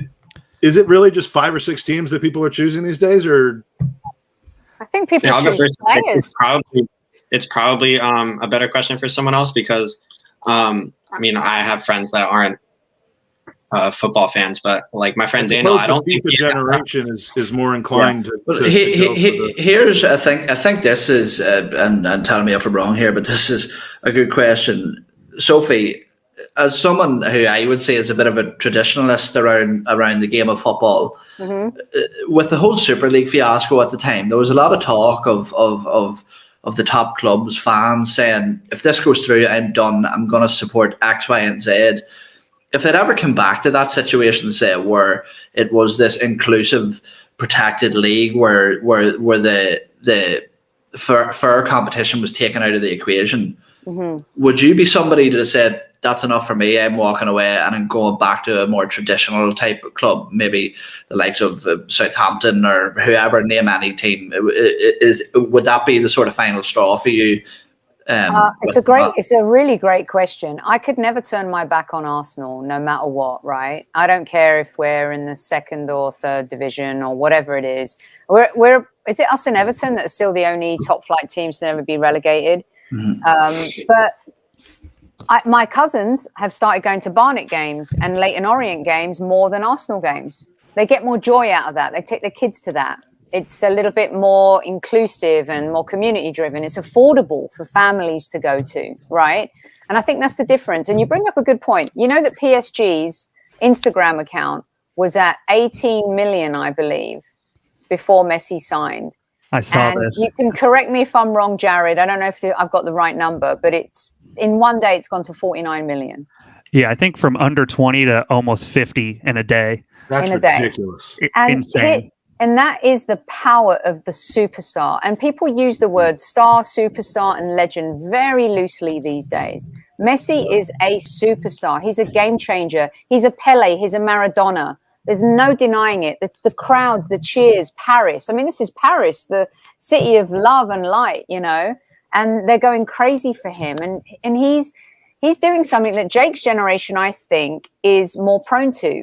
A lot of young fans now follow players more than teams.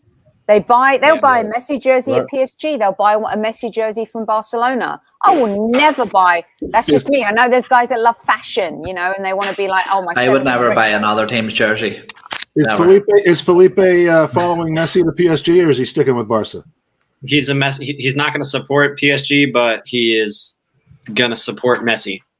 So if Messi does well, he's happy, but he's not going to. But is he still like? Has this taken the bloom off of the rose, or the whatever the expression is of Barcelona for him, or is he still like? Was his Barcelona fanaticism about Messi at Barcelona, or is it about Barcelona whether Messi's there or not?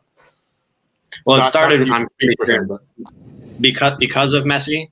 That's why he started being a Barca fan. I'm pretty sure. I'm pretty sure, but I've been told by him that he's not switching teams. So we'll see what happens there. But I know that he's still definitely supporting Messi because, I mean, if you have Messi as your favorite player, you're not going to hope he does bad or anything just because he leaves, especially with what he's done for them.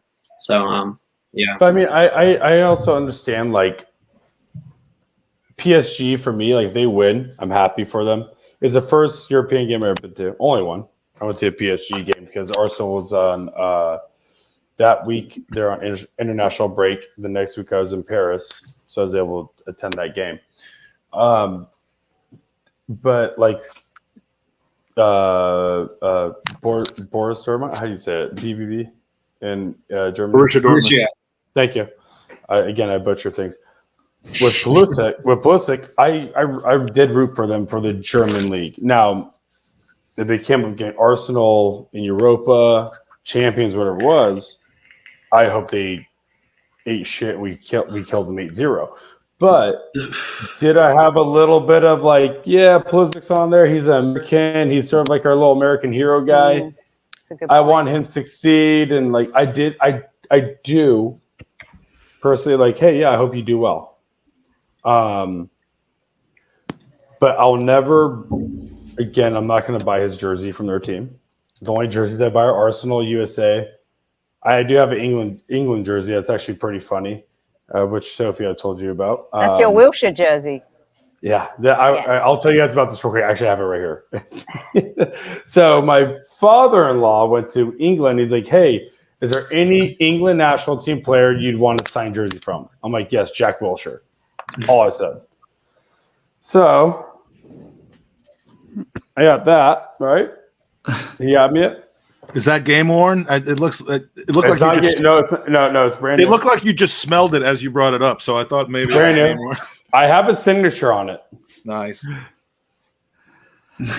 Now, if you could read this signature, my poor father, or my stepdad, I guess, he doesn't know soccer that well because that is Wayne Rooney number 10. Oh no! He had Wayne Rooney sign a Jack Wilshere jersey. It's the best story. I love it. When he was doing that, that makes it so much better. I know. He brought me. I'm like, Rooney knew. First off, Rooney's signature amazing. Jack Wilshere jersey amazing. This doesn't work now. This just doesn't work. Now that you know Wilshere, you got to get Jack Wilshere to sign a Rooney. I know, and I told Jack about it. Him and I just started dying laughing about it. Like right after our conversation, I'm like, Jack, I have to tell you a story, and he's like, dude, I'm crying right now. I'm like, poor Wayne is signing your jersey. So good though, I love it. It's so good. But, yeah, so I have a Wayne Rooney signature on the Jack Wilshere jersey. If anyone wants it, it might be worth a lot of money. Who knows? That's you amazing. know what? Yeah, I mean, I don't know why, but Gooners versus Cancer might be able to find some level of. Let's get it out there. If anyone wants this jersey, if they want to pay for it, it's yours. I will mail it to you personally. Absolutely. So here's what we got to do because there's a little bit of logistical stuff coming up, and I know Sophie, you're getting bitten up. I have to go inside. I'm getting. Can you go dark on the video and audio, and then put it back on when you're inside? Yeah. I'll come back in. Okay. Perfect. All right. Don't leave. You will not be able to come back in. I've just changed the open mic link because we're about to switch feeds. Okay. Well, I have to. Okay. So I'll mute myself. She mute yourself while she was explaining what I'll mute myself. Okay, there we go. That's what I wanted. I mean, that's total shit show, isn't it? Sorry. I'm going to mute myself and go off camera and then take this in because it's running out of juice. And okay. I'm going to, I'll be back. Perfect. Okay. So here's what we're going to have to do. We could stream for 24 straight hours, but YouTube will not archive it, and I want to have all of this for posterity. So that's why we've divided the show into 3 different segments, 3 different 8-hour segments, and so we are approaching 7 hours and 47 minutes on camera right now. Owen and I, big ups. I'm feeling strong AF. I'm ready to go further to our next segment in about 10 or 15 minutes.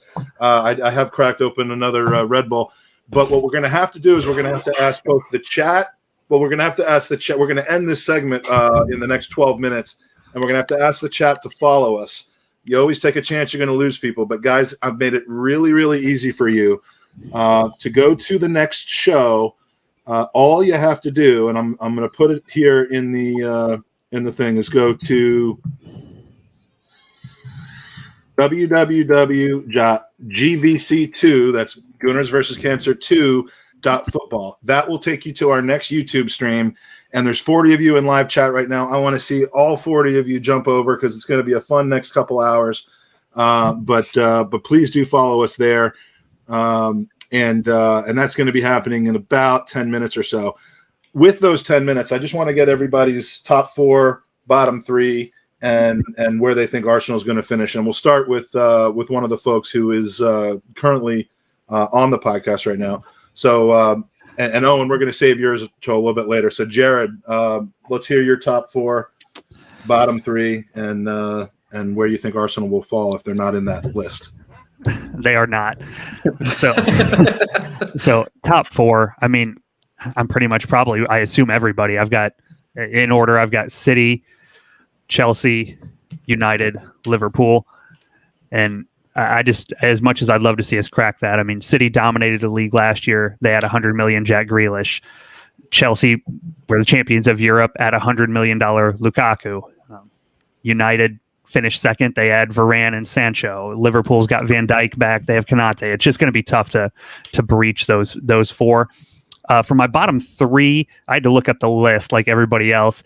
I've got Watford, Norwich, and I think Burnley. This will be the year they finally kind of drop out. It just feels like that the air's kind of come out of them a little bit, and they just don't have that same push that they had before. I feel like Dyche might be on his way out in the next year or two, so I've got them in the relegation zone as well.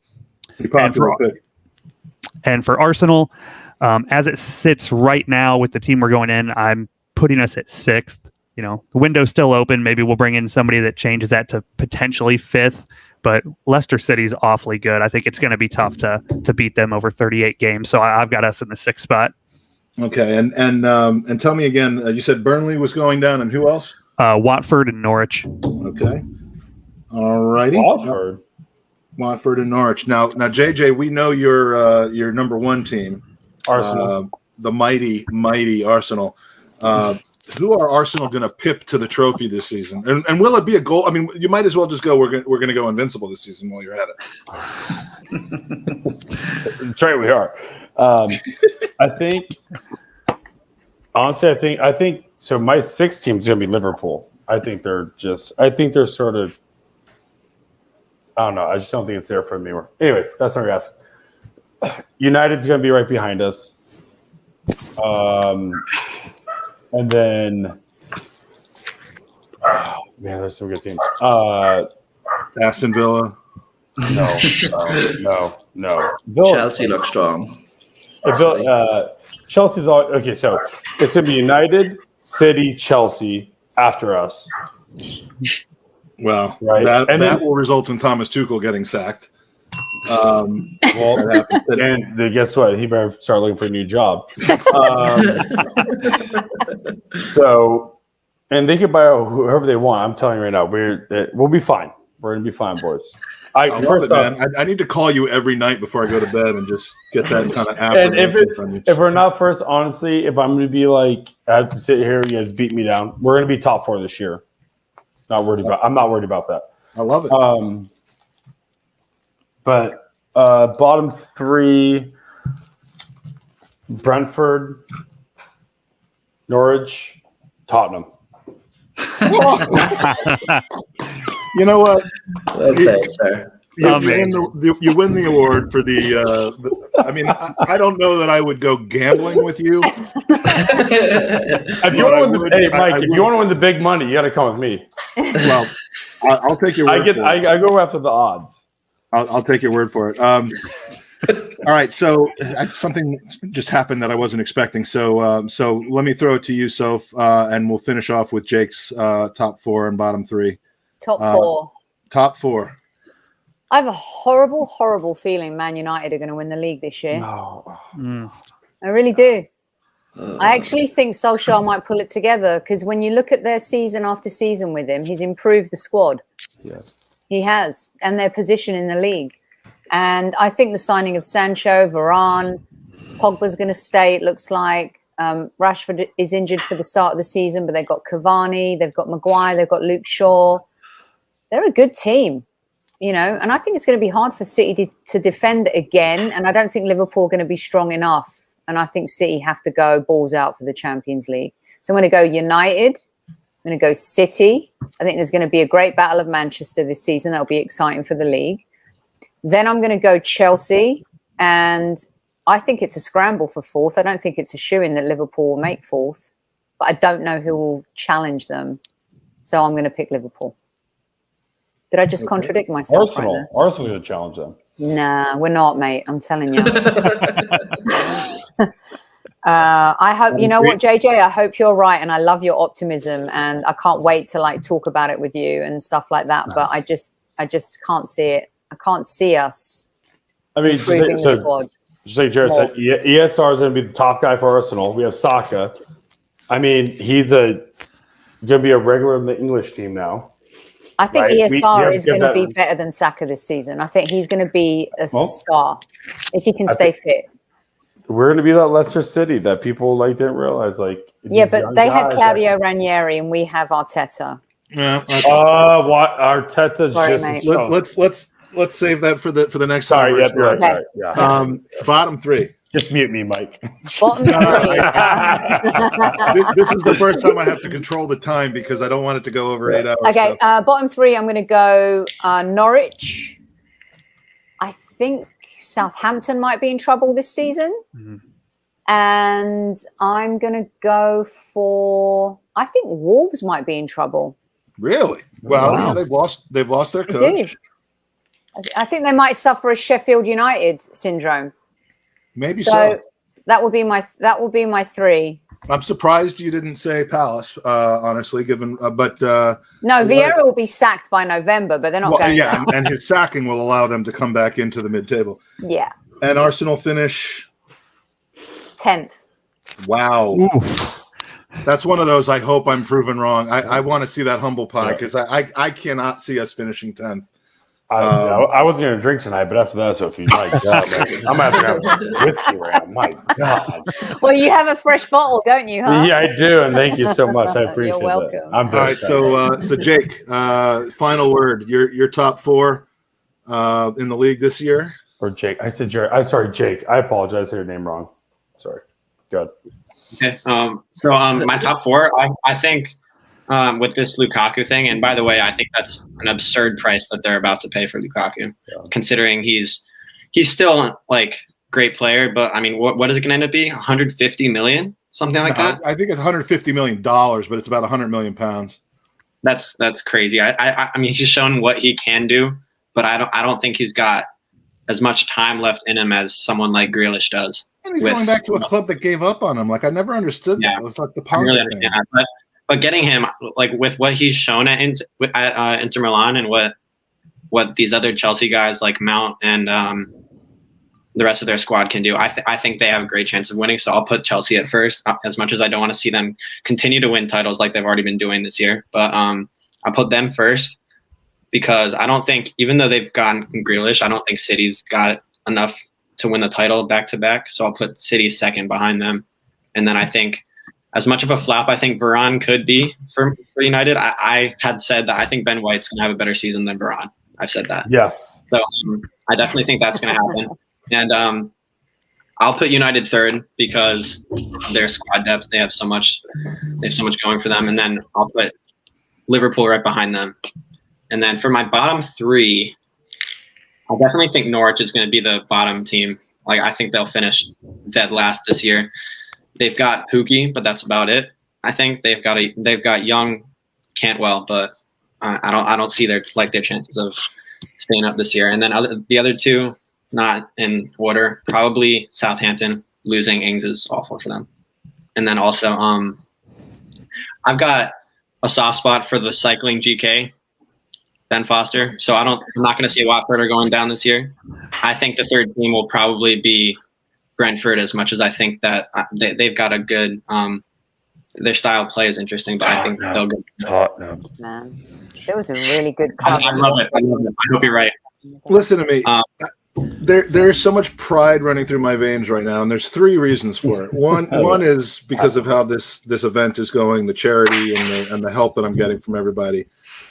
Two is, I mean, we found a new superstar on a podcast right here. I mean, I'm just saying, I'm going to steal it. Yeah, and Thanks, Mike. It's Owen. It's Owen. No, Jake. I mean, I'm so proud of my kid. I think I've done something right, or gotten lucky, or stumbled upon something. Because as good as he's been on the podcast, I just enjoy spending time with him. When we were in Orlando together, we laughed our asses off for 4 days, and like I've said on Twitter, first thing, have a son or daughter, and love that son or daughter, and just watch them blossom. And dude, it's the best thing in the world. You're my best friend, buddy, and I love you, and I'm glad that you came on the podcast. Gonna make me cry, Mom. Jay, you're my best friend, buddy, and I love you. No, I'm just kidding. We're all about to start crying right now, by the way. It's and what's the third thing I was going to say? I completely forgot. Oh, the third thing is, Jared. There are a lot of people in the chat who I happen to know are in Europe right now, and it is 3:00 in the morning in Europe. And they're the usual suspects. Giannis, I know, likes to stay up for a podcast. Jimmy's here, but Steve's in the house, and I just really, really appreciate you guys being here and staying with us. So far, so good. We're 1/3 of the way through this. We've raised 75% of our goal, nearly $4,000. Join us. The not another American or not another Arsenal podcast is coming on. Not another American. That was on purpose. America. Mikey Herz is going to be leading the show, and we're going to have a good next couple of hours with that. Play some games, and in the 20 seconds we have left, I just wanted to thank all of you for coming, for being on the podcast, and it's been a fun first 8 hours, and I'm looking forward to the next 8. So thanks again, everybody. You're doing amazing stuff, Mike. These 2 hours I had no plan for. We lost 2 people that were supposed to be coming in, and it still turned out to be maybe the funnest 2 hours of the pod so far. So thank you so much. Appreciate it, and come on, you Gooners.